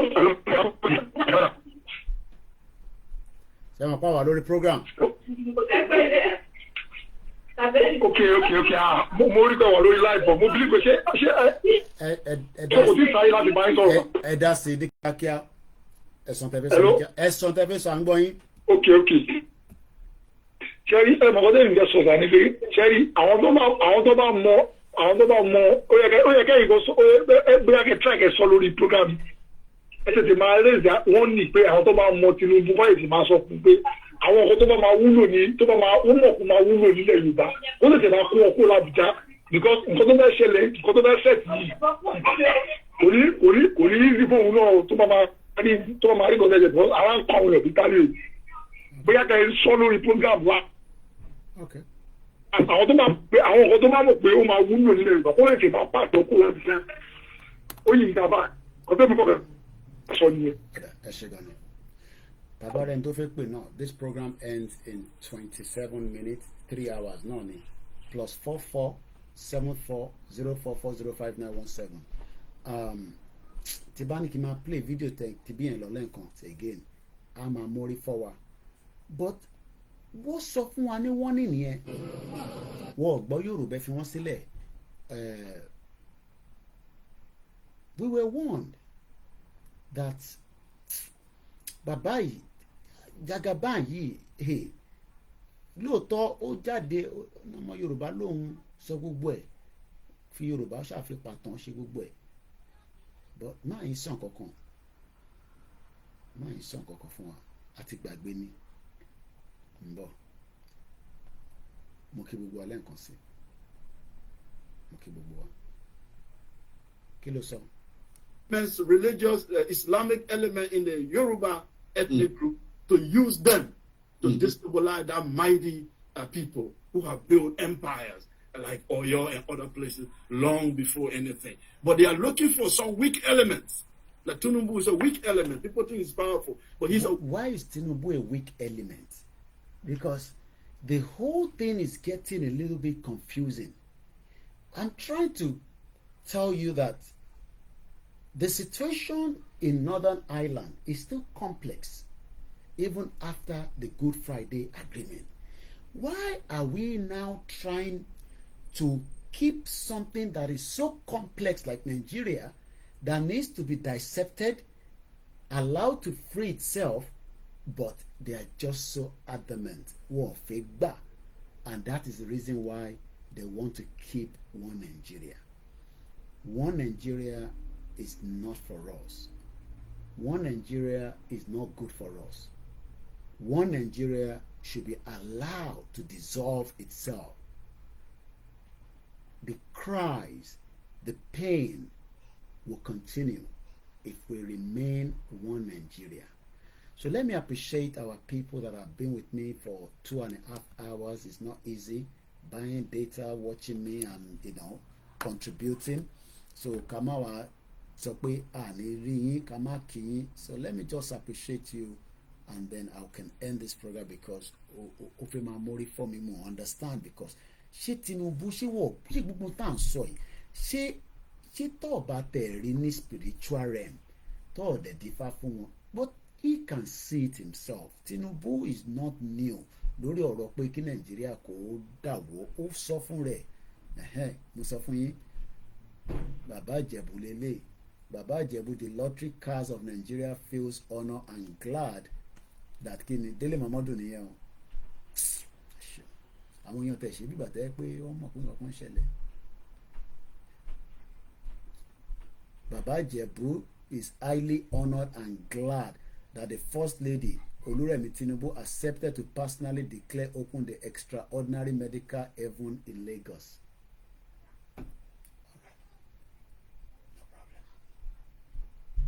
Ẹ jẹ́ kí èmi kí àwọn èèyàn mi tájọ wà lórí program látàárọ̀. Ẹ̀yin lẹ jẹ mí lógún ní bíbá. Ẹ̀yin gangan ni Koikimedia. Without you, it's a waste of time sitting here for the last 2 hours or 2.5 hours. So let me just appreciate you before we end the program. Okay, one Koikimedia team. And if I can steal your comment, I'll still read them out as well. We've touched a lot of areas, but Lori, to Northern Ireland, yeah, I just want you to know. Kunle Bakers, travel ni. Thanks so much. I know you've been very busy, and we appreciate the super chat as well. One of our regulars on the super chat, our comfort Ologunjo. Àtẹ̀yin tó kù náà, tẹ́yìn sọ pé Koiki kò pọ̀. We appreciate what you're doing. Lọ́sàn-án lóru, educating us. O dẹ̀ ti dé ọ̀rọ̀ ìpèdè, o ti dínkù díẹ̀, but túbọ̀ try à ń gbìyànjú mo kí gbogbo alẹ́ nǹkan sí and Yekini Mustapha mo kí ẹ. Let me appreciate you all from the beginning. Mr. Denini, my Koiki, my brother, good evening. I really believe on you so much. I will use my data for Yoruba Nation bumper to bumper. I am in a beer parlor right now. I am enjoying you. Some of my friends are saying, me and this Yoruba Nation, I don't know whether you're still there. Thank you so much. I mean, you know, we can't force anybody. For Yoruba Nation, Moki brother mi Akorede Oladepo Clement Ogun Gbade Mokisa Yekini Mustapha Banki Sheikh náà mo kí gbogbo ẹ̀yin tẹ́ wà Nàìjíríà àtẹ̀yin tẹ́ ní irọ́ là ń pa no problem. Mr. Ade K Benson ní kò sígbà tí má kú òní kú òun lọ̀rọ̀ Nàìjíríà honourable kò fowó ra yìí àbí fowó ra yìí dẹ̀ ni ẹ ṣé gan ni thank you so much. Ìyá mi brother mi ni Gbọ́láhàn Aliu ṣé gan ni mo kí yín. Kò sí kankan tó ń jẹ́ lazy youth ilẹ̀ Yorùbá bí nǹkan ṣe rí náà ló jẹ́ kó rí bẹ́ẹ̀. Bí ṣe máa ń sọ tó bá yẹ pé Nàìjíríà ń ṣiṣẹ́ dáadáa ni ó yẹ kí n lè sọ pé it is king ewa sáré send 10,000 sí mi pounds ni o kò dẹ̀ yá mi títí di next month máa fi gbowó oṣù ni o. So Ọlárìndé Emmanuel mo kí yín. Mr. Ibrahim Ọlá mo kí yín.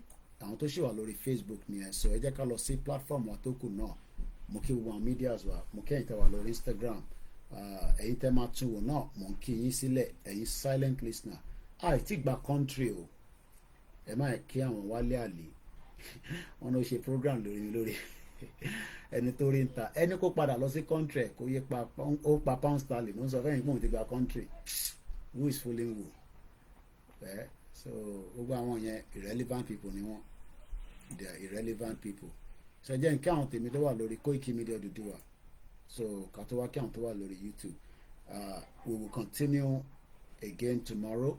But Abolaji Abdullahi only 1914 amalgamation is a fraud. Ó ti expire 14 years ago. Ló ti fi expire by.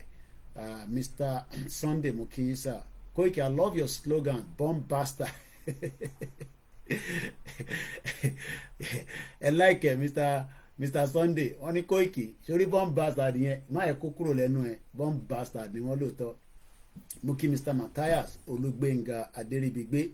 Wọ́n ní no to restructuring, no to Nigeria, yes to Yoruba nation no going back. Bàbá mi ọ̀nà Adéọlá Fortune Michael mo kí yín. Ìyá mi Victoria grandma mo kí yín. Àyìndé Usman salamu alaikum dadi. Gbogbo àwọn àgbàlagbà tó yẹ kó máa gba pension ní wọ̀ san fún yín owó ìtọ́jú tó yẹ kó máa fún yín wọ́n fún yín gbogbo ẹ̀ sáà ń ṣe rábàràbà róbòròbó. Tokyo 77 ní Tinubu is a weak element due to selfish interest. Òun náà máa rí nítorí ẹ̀ máa rí níbi tó ń bọ̀ báyìí nísìnyí. Mr. Ọlá Akínyẹmí mo kí yín. So lórí ibẹ̀ yẹn nìyẹn. Now let's come to the YouTube channel. We have 2 YouTube channel, Koikimedia and the backup channel. Mo kí ẹ easy brother mi ní gbogbo Miami. Adams Olamilekoni, what is coming that Yoruba people don't prepare is going to be late because their plan now is to use Yoruba land as their battlefield. Àtẹ̀nígbà yẹn wọ́n nílò ilẹ̀ Yorùbá fún battlefield.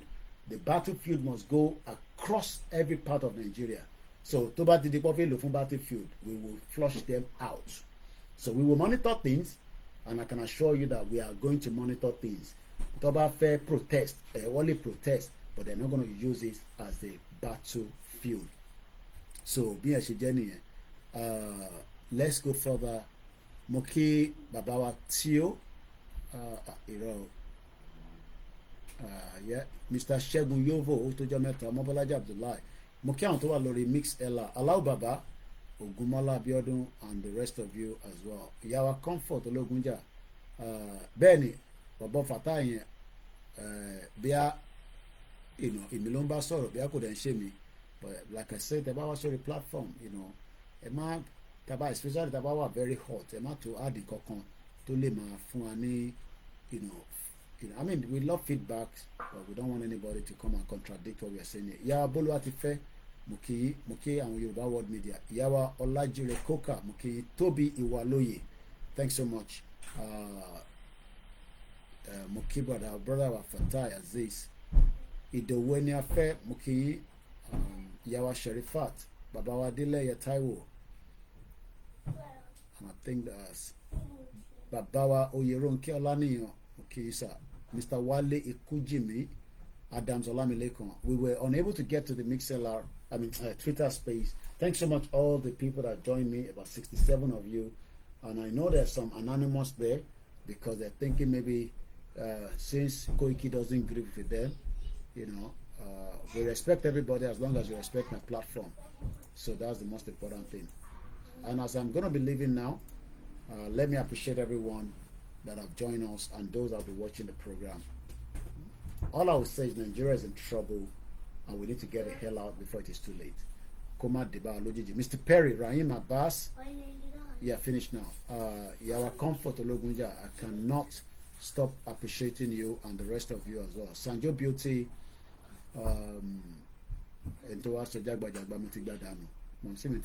Disturb it, just block them and let them go. So, yes, you're right, Mr. Perry. I noticed the King Charles was saying my government, Babawa Diola, Oni, Moki, Okiewo Taiwo, Silver Badmos, Mr. Gboyega, Usman Wahab, Moki Wentawa Mr. Victor, Tony Ages, Triple DRS, and the rest of you that I didn't mention. Mr. Tunji Akonda, let me go because it's been a long day. Yoruba Nation is for life. Moki Grandma Felicia, Moki Momsimino. And on that note, I will say, Ishe wa funlewa, forile ibiwa, kagbega, kagbega, kagbega faleri, ìgbàgbọ́ wa ni pé láti bẹ̀rù làbọ̀ mọ́, ká ṣiṣẹ́, ká ṣiṣẹ́, ká ṣiṣẹ́, ká jọlá, ìṣọ̀kan àtòmìnira, ìkẹjẹ ká máa lépa, ìtẹ̀síwájú, fọ́pọ̀ ire àtohun tó dára, ọmọ odò àbídé, bọ́ sípò ẹ̀tọ́ rẹ, ìwọ ni ìmọ́lẹ̀ ògo adúláwọ̀. Yoruba Nation. Yoruba Nation. Now. Olakunle tèmi, keep the tab on. Orient tab ọ̀bọ̀n yẹn má dà lóhùn. Office taking my bounce fracas. Ṣé fracas làwọn gbé dání ni? Èmi ò ní time yẹn. Iṣẹ́ pọ̀ tàfi ṣe 1 minute. I have not closed the broadcast, okay? Be patient. So thank you so much. Good night, everybody. Bye for now. I closed it now. No, I have to close it one at a time. So just bear with me. Good night. I'm going to get one tiny Mr. step. Adeni, good night. Thank you, everyone. Bye for now. Are you done now? Almost. Are you done now? Not yet. Almost. Thank you so much, everyone. Odaro. Good night. I'm going to Mr. Shamsuddin, good night. I'm going to